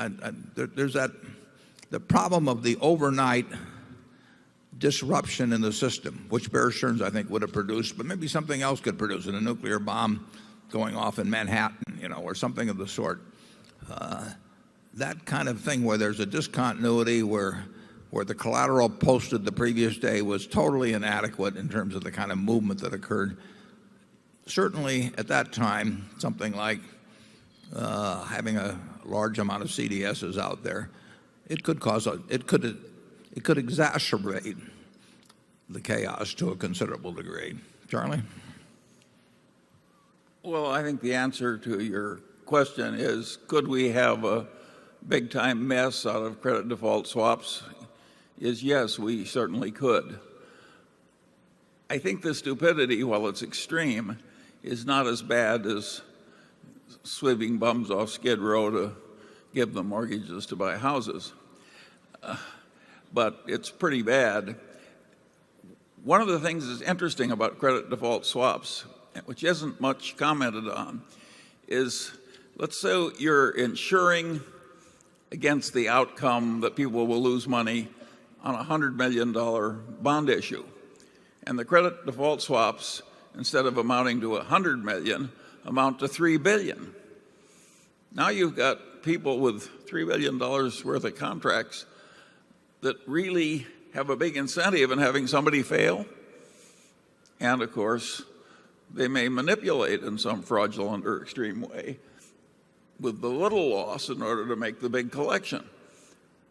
It was insane for the regulators to allow this outcome to occur in America. It used to be illegal for people who had no insurable interest just to buy life insurance on people they didn't know, because society was afraid that people would do that and then kill the person. And that happened in Los Angeles. We had sweet little old ladies that got bums off Skid Row. They'd take out life insurance on them, and when 2 years went past, they murdered them with faked hit-run accidents.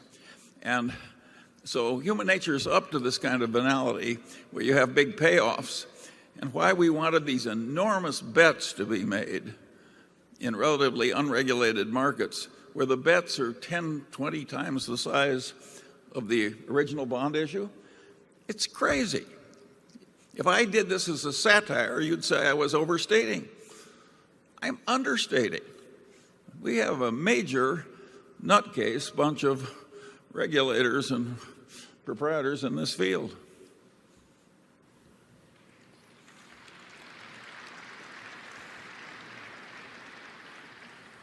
Charlie, 1, invisible hand, 0. Let's go to number 6. Hi, Mr. Buffett and Mr. Munger. My name is Niharika Anila, and I'm from Houston, Texas. I'm in 7th grade, and I'm 12 years old. I was wondering why you do not believe in dividends, Mr. Buffett, when your mentor, Ben Graham, believed in dividends. He influenced you in so many ways, but why weren't you influenced into believing in dividends? Thank you. Well, I had to show a little individuality in some respect. Well, the answer is I do believe in dividends in a great many situations, including many of the ones companies in which we own stock. The test about whether to pay dividends is whether you can continue to create more than $1 of value for every dollar you retain. And there are many businesses. Take See's Candy, which we own. See's Candy has paid everything virtually out to us that they've earned because they do not have the ability within See's Candy to use large sums, which they earn, intelligently in their business.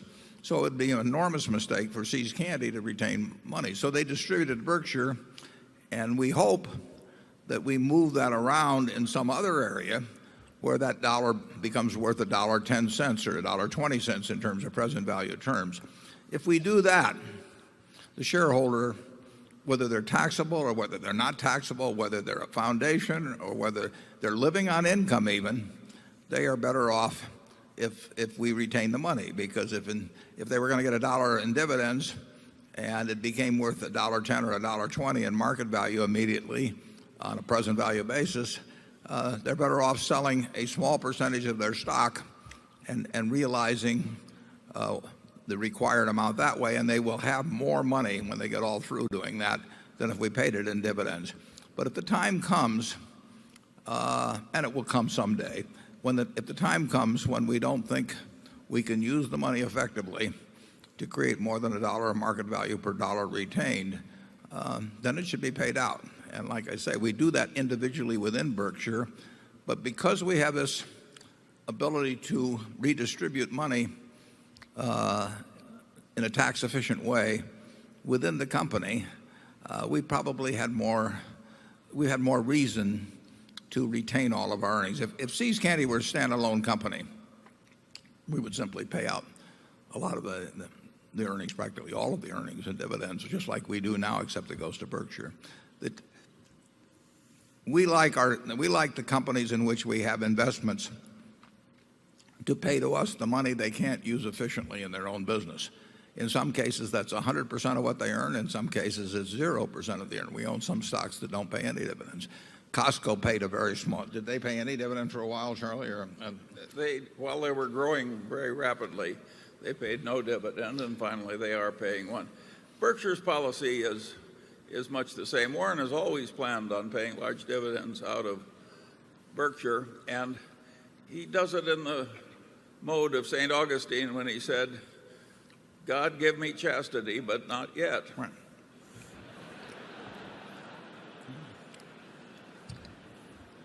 I've always admired that. Number 7.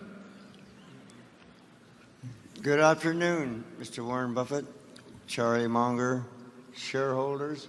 My name is Richard Myers. I'm from Wichita, California.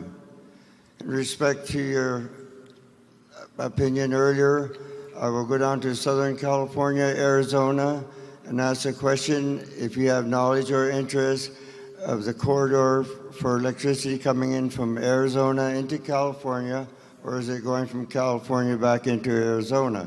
As California is known as a sunny state, we should be able to have our own solar systems.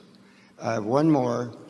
I have saved $20 by staying in line since 2:30 this morning, and I would like to know which one of these books that I could buy that would do me the most good and my tribe. Thank you.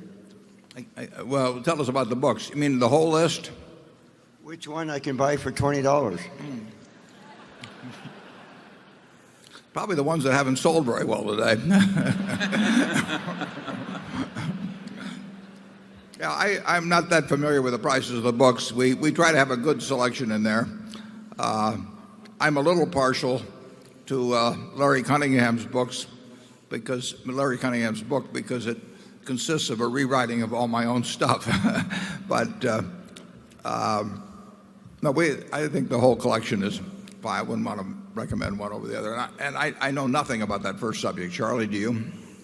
Well, I know a little. You know, California did cause coal plants to be built near the Grand Canyon because California didn't want the pollution and it needed the electricity, and they were near the coal mines. And eventually that caused huge uproar, a lot like we heard about the Klamath River. And the Grand Canyon started having some visibility problems. I think those things are maybe decommissioned or about to be decommissioned. So it's a very complicated subject, and I'm glad to quit claim it back to you. Okay, number 8. Good afternoon, Mr. Buffett and Mr. Munger. My name is Arjun Rao. I am in the 8th grade and live in Pearland, Texas. I ask everybody to call me Tony after reading your 2006 annual report. My question is, do you foresee Berkshire buying any businesses in the India or China in the near future? Well, Tony, we would like to. The odds are somewhat against us buying in any major country except the United States, if you name any specific one. I would hope in the next 3 years that we might get a chance to buy 1 or 2 companies of size. We're always buying little companies that fit in with our present operations. Right now, MyTech has several possibilities outside the United States. But in terms of major businesses that Berkshire would buy, if we get lucky, we'll buy 1 or 2 in the next 3 or 4 years that's based outside the United States. We're trying to increase our chances of doing that. Whether it turns out to be China or India or Germany or the UK or Japan, who knows? There's a lot of luck in that, just in terms of specific families thinking of us specifically. But we certainly wouldn't rule it out. We've looked into developing an insurance company in some countries. Both India and China restrict the percentage ownership that Berkshire could have in any domestic insurance company. They both have laws that would keep us. I know it's 25% in China, and I think it's 25%, but it may have been changed in the last year or so. In India, we do not probably want to go into a country to own 25% of a company like that. We would want the laws to allow us to do more than that to make it worth our while. But I hope we own something. Certainly at your age, you will see the day that Berkshire owns businesses. In my view, you'll see the day that we own businesses in both countries. Charlie? Nothing to add. Okay, number 9. Gentlemen, my name is Jim James from Minnesota, actually Minneapolis. And clearly you've inspired 38,000 people here today. Books have been written about you, not solely for your financial prowess, but because of the people you are. Could you share 2 or 3 influences on you, those kinds of people, educators, who have shaped your thinking on life and on investing? Thank you. Well, I think the biggest educator, certainly in my case, initially was my father. I think probably Charlie would say the same thing. I think it's very, very, very important who you marry, and I've been lucky there. And those are great teachers.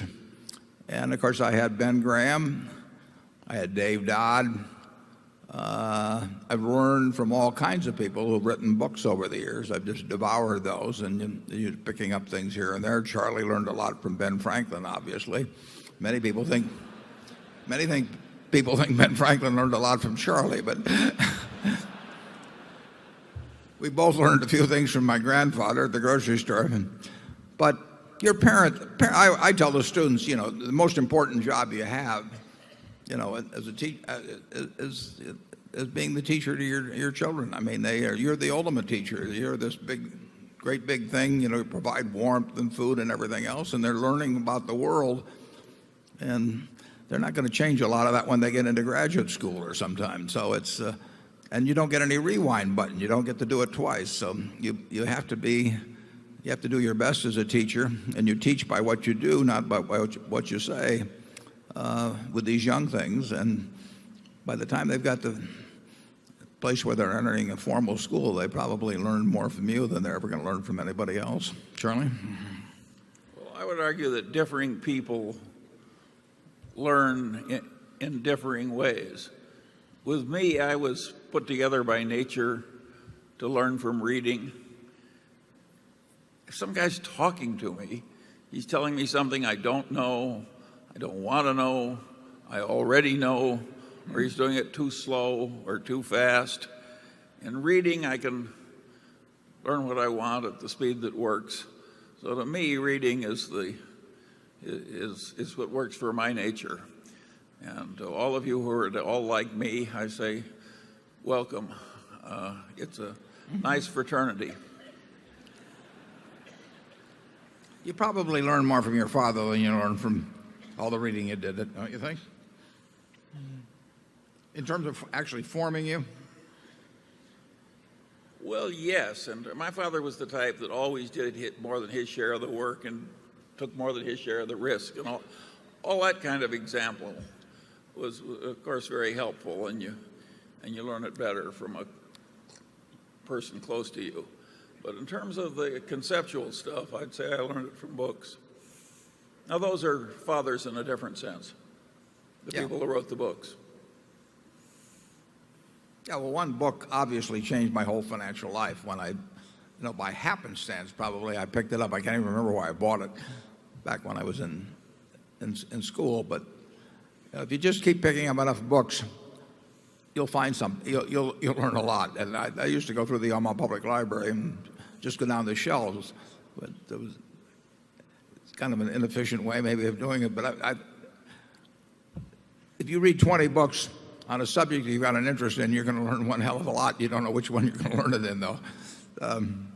So I would take having. If you get the right parents, you're very lucky. You're very, very lucky, and it's better than going to the right school or anything of the sort. And if you get the right spouse, you've just doubled down. Number 10. Gentlemen, my name is Mark Slaby. I'm from Chicago. I probably am going to be one of the last guys speaking today or asking a question. So on behalf of 31,000 people, I'm going to thank you for the respect and the common courtesy that you exhibited to the shareholders today. Thank you.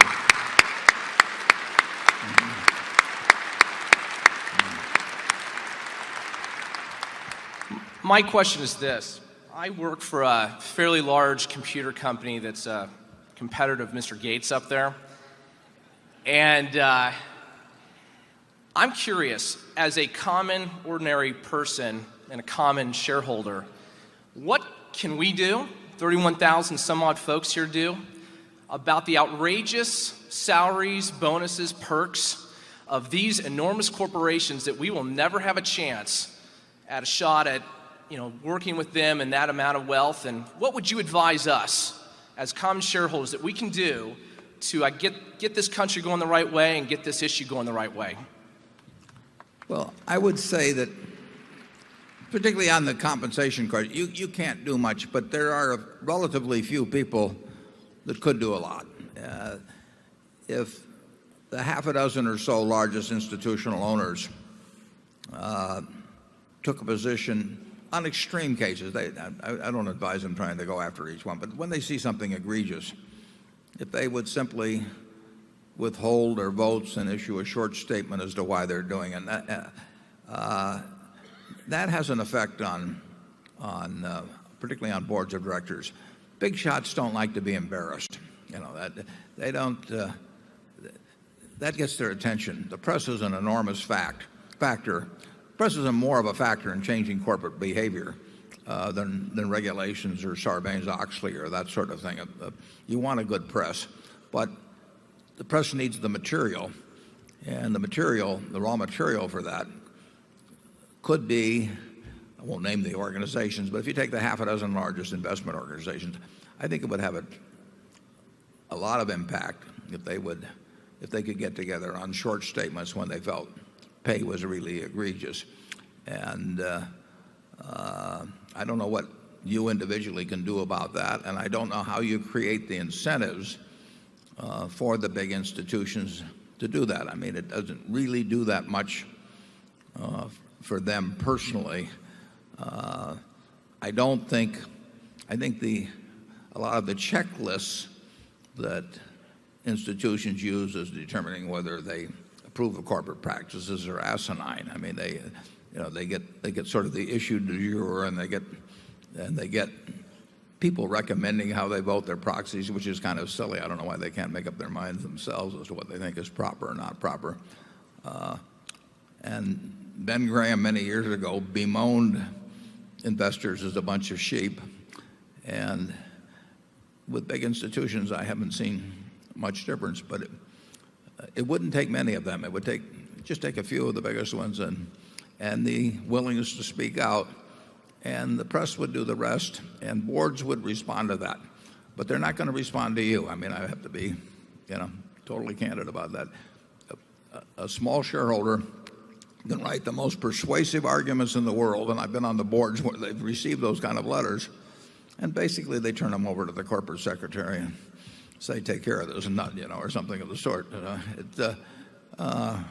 It takes real effective pressure to change behavior where the behavior is in the self-interest of that person. People do not give up self-interest easily. Charlie? It's an old question. In England, where they had a lot of class warfare, they at one time got the income taxes up to like 90%, so there just wasn't any possibility of having a large earned income except, by not reporting it. The tax rate got that high. That was quite counterproductive for England. And so you can get a politics of envy that sort of ruins the economic system because of the natural resentments and jealousies and so forth involved in excessive compensation. I think the people taking the compensation have a moral duty not to take it. I would argue that when you rise high enough in American business, you got a moral duty to be underpaid, not to get all you can, but to actually be underpaid. If people are going to be generals and archbishops and everything else at low pay, I don't see why leaders of great big enterprise can't take less than the last dollar.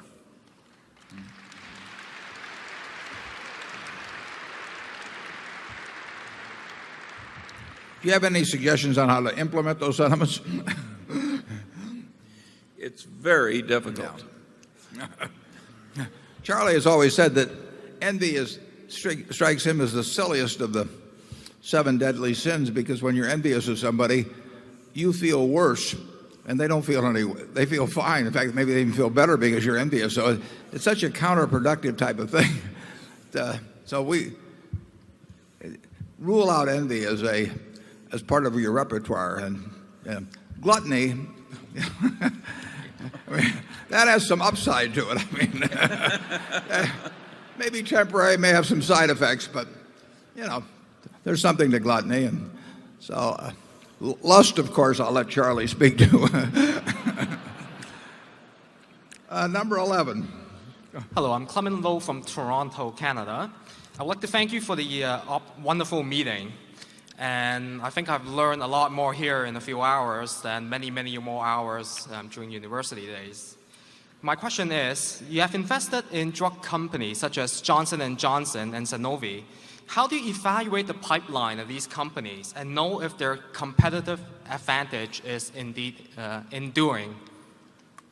Well, that's a good question. And unlike many businesses, when we invest in something like pharma, we don't know the answer on the pipeline, and it'll be a different pipeline anyway 5 years from now. So we don't know whether Pfizer or Merck, or you name it, Johnson & Johnson, we don't know which of those will come up with a blockbuster commercial drug 3 or 4 years from now, and we don't try to assess it.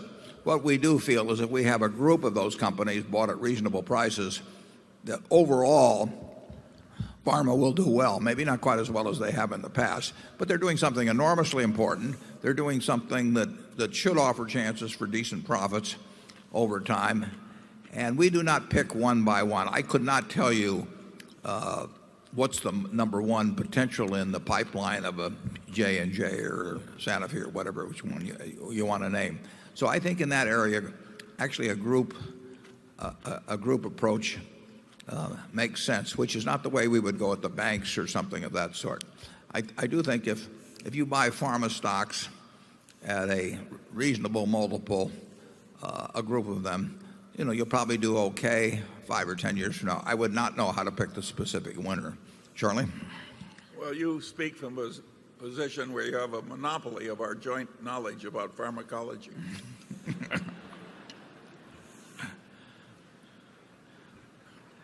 We will move on to number 12. He gets cranky later in the day.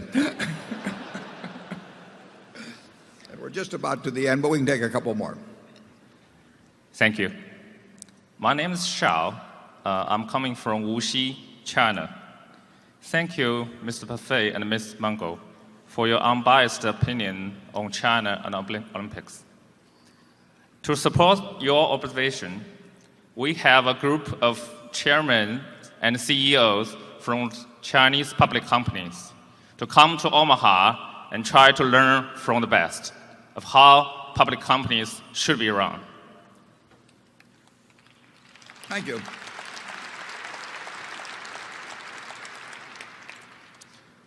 Quick question. We observed that you made a quick trade on PetroChina, not a typical buy and hold approach you do on investment. Our question is, when it comes to selling PetroChina, what comes to your mind? And what suggestions you may have to these group of executives? There are positive forces in China, and we welcome everyone to Olympics. Thank you. And I met Dr. Gao from the China Investment Corp here a few months ago. I was very impressed by him. I had lunch with him here in Omaha. The PetroChina decision, just as we made it to buy it at a valuation overall of 35 or to 40 billion when we thought it was worth 100 billion, when oil was at $70 a barrel, roughly 75, I figured the value was about 275 or 300 billion, and we could sell it at that price.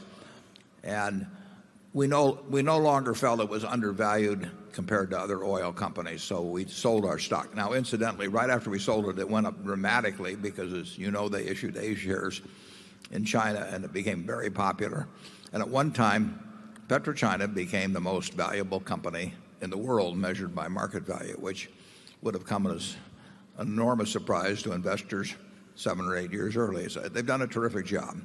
And if it went down to a price that we thought was a discount, significant discount to its valuation, we would buy PetroChina again. In terms of, I'm not so sure we don't have a lot to learn from the Chinese in terms of business currently, more than they have to learn from us. I'm not sure I would want some of our practices to spread to China. It's a remarkable society, what's going on there now, and I did go to Dalian not long ago, and I must have traveled for 45 minutes from the center of town out to our plant there, and I just saw really hundreds of plants, factories that have developed in recent years. It's the economy is the Chinese people are starting to realize their potential. I mean, what it amounted to is you had for centuries you had people of lots of ability, but a system that did not unleash their potential. And now it's starting to be unleashed, and that's why you're getting very substantial GDP growth per capita, and I think it'll continue. I would just look for the best practices in American industry as you see them and copy them, and I would discard the rest. And I think it's how you learn about human behavior. If you look at an effective individual, you try to figure out why they're effective. Why is Don Keogh or why are Tom Murphy, why are they so effective? Why do people want to be around them? Why are they leaders? Why do people love them? And you see certain human qualities, and you should copy those qualities. And when you see some guy that should have everything going for him and everybody in town hates him, you want to make sure you don't have any of those qualities. Well, I would do the same thing in terms of looking at businesses in this country and try and look for what I admire and emulate it, and make sure that try very hard not to let the things that you find over here that are distasteful to you creep into your own system. Charlie? Well, I hope you'll go back to China and tell them that you met at least one fellow that really approves the Confucius emphasis on reverence for elderly males.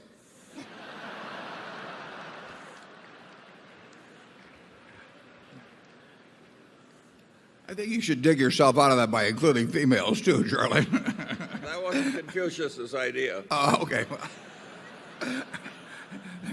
No reason why you can't modify it. Okay, we'll have one more, and then we'll take a break and come back for the business meeting in a few minutes. Number one. Mr. Buffett and Mr. Munger, my name is Cynthia Beeman, and I'm from Atherton, California. This is my question. What is your fondest hope for Berkshire Hathaway moving forward in time? Well, in a general way, I hope for two things.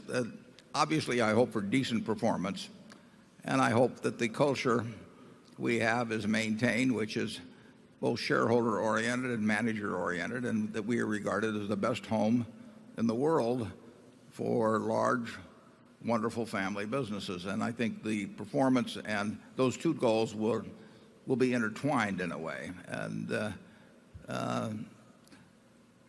I not only hope, but I fully expect that what we've tried to build into Berkshire lives far beyond my tenure as CEO. And I think it will, because A, we've got the right candidates to succeed me, and beyond that, we have a board, we have a bunch of managers that have all seen how well the system works. So I think we have about as strong a culture as you could find in this country among American businesses. And if that's continued, I'm really sure it will be for a long, long, long time, I think we will get decent results. We won't get great results because you can't get them from our size base. But that's my hope, that people 20 years from now, if they have a fine business they've spent a couple of generations building, and they immediately think, if they have to sell it for some reason, they think Berkshire Hathaway is the place where we want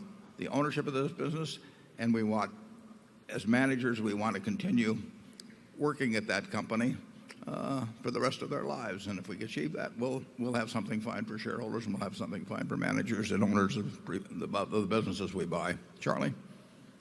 Yeah, I would say that I would like to see Berkshire even more deserve to be an exemplar, and I would like to see it have more actual influence on changes in other corporations. I think there are things that have happened here that will be useful to others. We'd also like it to have the oldest living managers, but that's a minor point. Thank you. Thank you.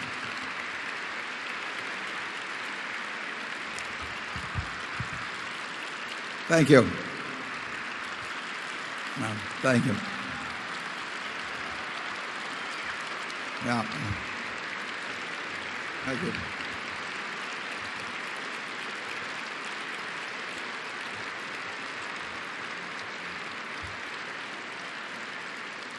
Thanks. Now what we'll do is we'll just break for 5 or so minutes, and then we'll reconvene and have the formal business meeting. After that, at 4 o'clock, for the international visitors, those from outside of North America, Charlie and I will meet with them personally. And I thank you all for coming. I hope you come back next year and bring your friends. Thank you.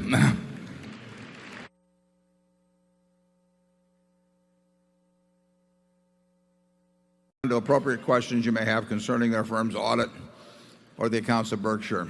Mr. Forrest Creditor, Secretary of Berkshire, he will make a written record of the proceedings. Ms. Becky Amick has been appointed Inspector of Elections at this meeting. She will certify to the count of votes cast in the election for directors. The named proxy holders for this meeting are Walter Scott and Mark Hamburg. Does the Secretary have a report of the number of Berkshire shares outstanding entitled to vote and represented at the meeting? Yes, I do. As indicated in the proxy statement that accompanied the notice of this meeting that was sent to all shareholders of record on March 5, 2008, being the record date for this meeting, there were 1,081,013 shares of Class A Berkshire Hathaway common stock outstanding, with each share entitled to 1 vote on motions considered at the meeting, and 14,033,343 shares of Class B Berkshire Hathaway common stock outstanding, with each share entitled to 1/200th of 1 vote on motions considered at the meeting. Of that number, 883,428 Class A shares and 10,921,716 Class B shares are represented at this meeting by proxies returned through Thursday evening, May 1. Thank you. That number represents a quorum, and we'll therefore directly proceed with the meeting. First order of business will be a reading of the minutes of the last meeting of shareholders. I recognize Mr. Walter Scott, who will place a motion before the meeting. I move that the reading of the minutes of the last meeting of the shareholders be dispensed with and the minutes be approved. Do I hear a second? Barely. I hear a second. The motion has been moved and seconded. Are there any comments or questions? We will vote on this motion by voice vote. All those in favor say aye. Aye. Opposed? The motion is carried. First item of business is to elect directors. If a shareholder is present who wishes to withdraw a proxy previously sent in and vote in person on the election of directors, he or she may do so. Also, if any shareholder is present has not turned in a proxy and desires a ballot in order to vote in person, you may do so. If you wish to do this, please identify yourself to meeting officials in the aisles who will furnish a ballot to you. With those persons desiring ballots, please identify themselves so that we may distribute them. I now recognize Mr. Walter Scott to place a motion before the meeting with respect to election of directors. I move that Warren Buffett, Charles Munger, Howard Buffett, Susan Decker, William Gates, David Gottesman, Charlotte Guyman, Don Keogh, Tom Murphy, Ron Olson, and Walter Scott be elected as directors. Is there a second to the motion? Somebody second the motion. Okay. It has been moved and seconded that Warren Buffett, Charles Munger, Howard Buffett, Susan Decker, William Gates, David Gottesman, Charlotte Guyman, Donald Keogh, Thomas Murphy, Ronald Olson, Walter Scott be elected as directors. Are there any other nomination? Is there any discussion? The nominations are ready to be voted upon. If there are any shareholders voting in person, they should now mark their ballots on the election of directors and allow the ballots to be delivered to the Inspector of Elections. Would the proxy holders please also submit to the Inspector of Elections a ballot on the election of directors, voting the proxies in accordance with the instructions they have received. Ms. Amick, when you're ready, you may give your report. My report is ready. The ballot of the proxy holders in response to proxies that were received through last Thursday evening cast not less than 935,155 votes for each nominee. That number far exceeds a majority of the number of the total votes related to all Class A and Class B shares outstanding. The certification required by Delaware law of the precise count of the votes, including the additional votes to be cast by the proxy holders in response to proxies delivered at this meeting, as well as any cast in person at this meeting, will be given to the Secretary to be placed with the minutes of this meeting. Thank you, Ms. Amick. Warren Buffett, Charles Munger, Howard Buffett, Susan Decker, William Gates, David Gottesman, Charlotte Guyman, Donald Keogh, Tom Murphy, Ronald Olson, and Walter Scott have been elected as directors. Does anyone have any further business to come before this meeting before we adjourn? If not, I recognize Mr. Scott to place a motion before the meeting. I move this meeting be adjourned. Is there a second? A motion to adjourn has been made and seconded. We will vote by voice. Is there any discussion? If not, all in favor say aye. All opposed say no. The meeting is adjourned. Thank you.